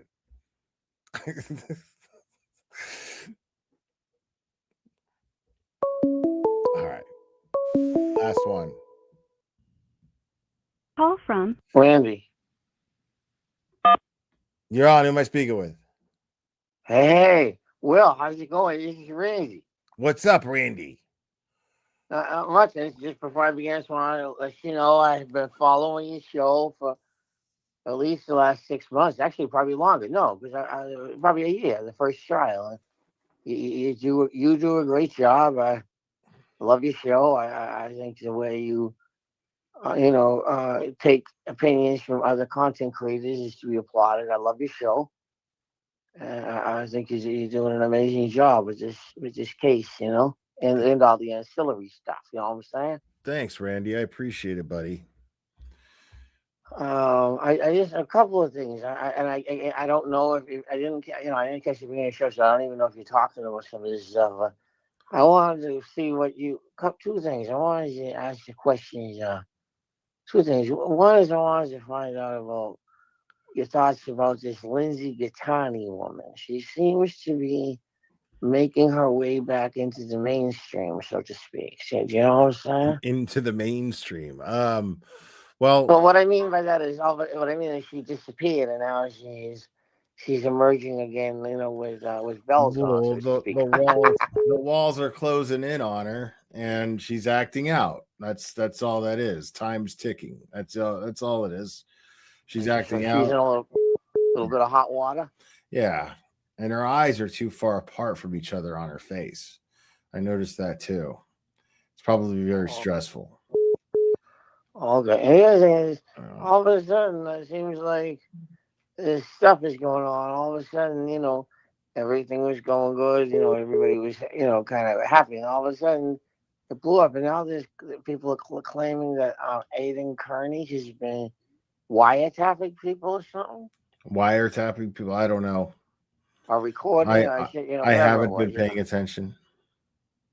Oh, okay. Yeah, because it was a good movement. A lot of people getting together. I know you joined the crusade, so to speak. A whole lot of people, and all of a sudden it's like fractured and divisive. You know what I'm saying? Yeah, it happens sometimes. People get bored, they lose focus. Yeah, it's just I don't understand. It's just the important thing is Karen Reed was acquitted. Like her or hate her, she didn't do it. There's no way she did it. I thought about this 15 different times. I kept saying, well, did she do it? But when push came to shove, I always came back to Karen's innocent. You know what I mean? Oh, yeah, I agree. Absolutely. 100%. And, but yeah, so I don't really know. But anyways, yeah, I just wanted to touch base, compliment you, and I'll call again someday. All right. Well, thanks, Randy. Have a good one, bud. All right. Thanks, Will. All right. All right, man.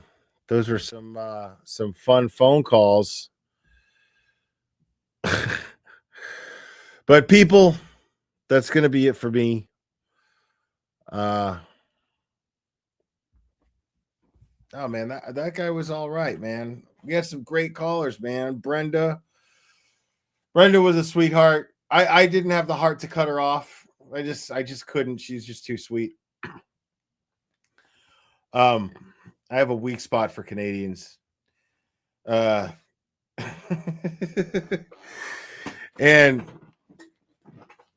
my man Ray from Dallas. Truth Ray from Dallas. Really grateful for his call.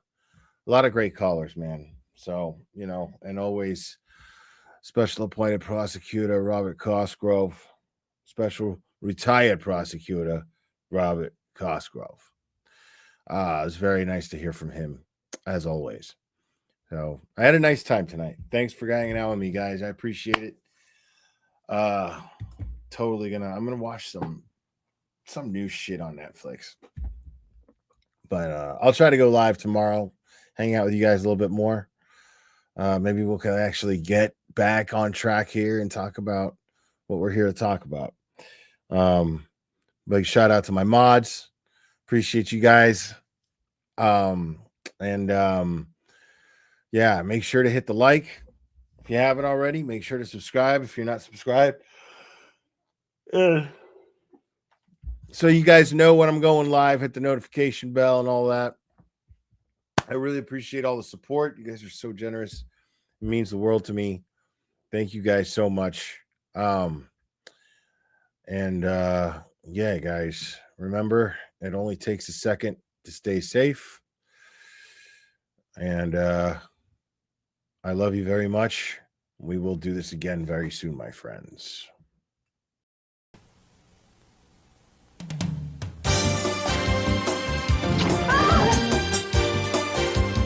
Watch out!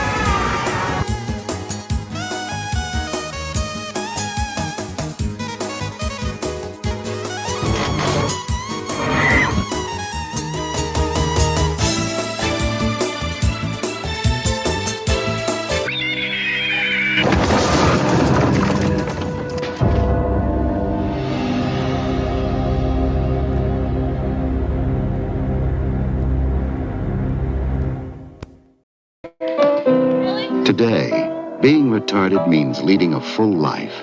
Retarded people go to work or school, just like their neighbors, and come back to a real home. A supervised home, right in the neighborhood, where they belong. Being retarded never stopped anyone from being a good neighbor.